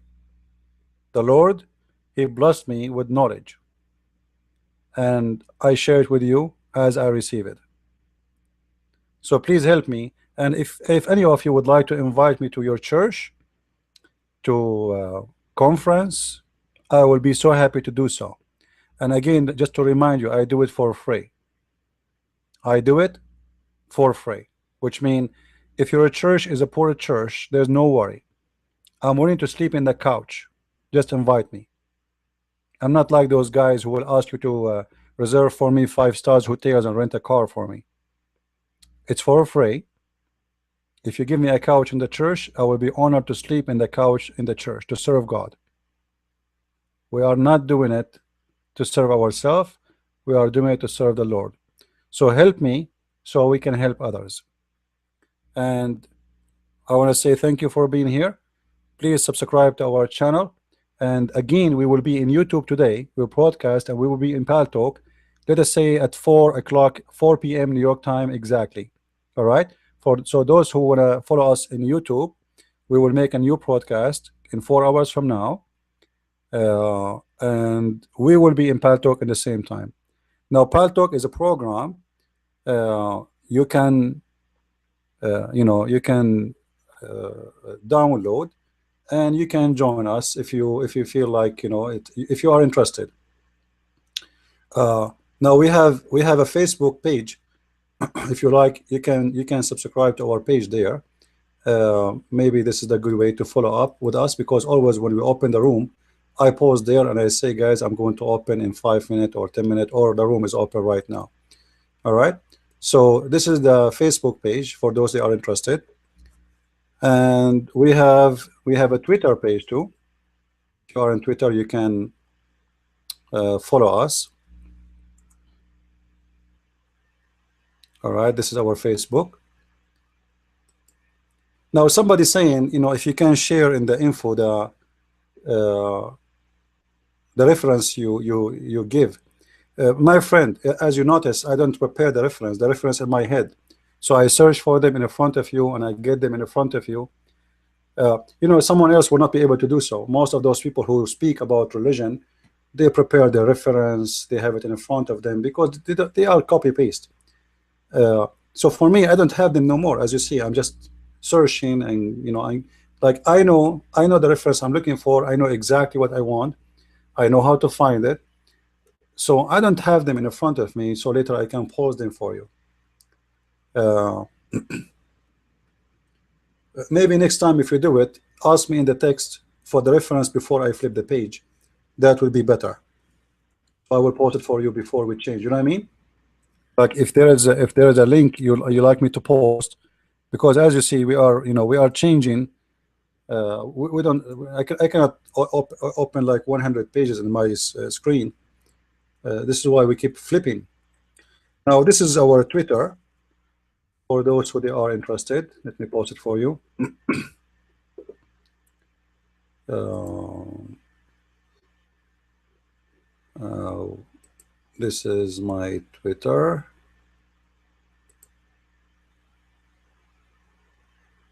Okay, here we go.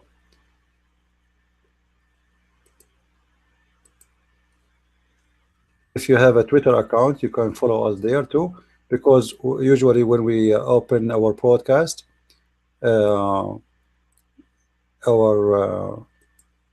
automatically our account send the link to Twitter.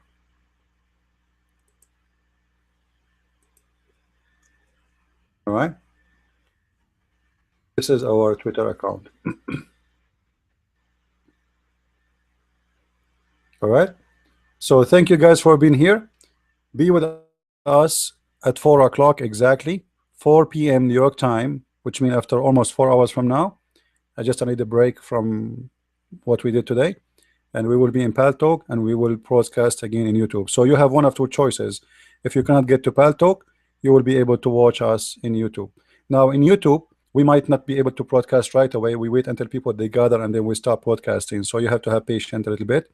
Right when we have more people coming, we start the broadcast. So we will open Pal Talk maybe 4, and then maybe 4:30 we will have YouTube running. All right. Until I see you afternoon, I say thank you very much for being here, and Christ is Lord, Islam is false. I mean to that, and see you soon again. God bless.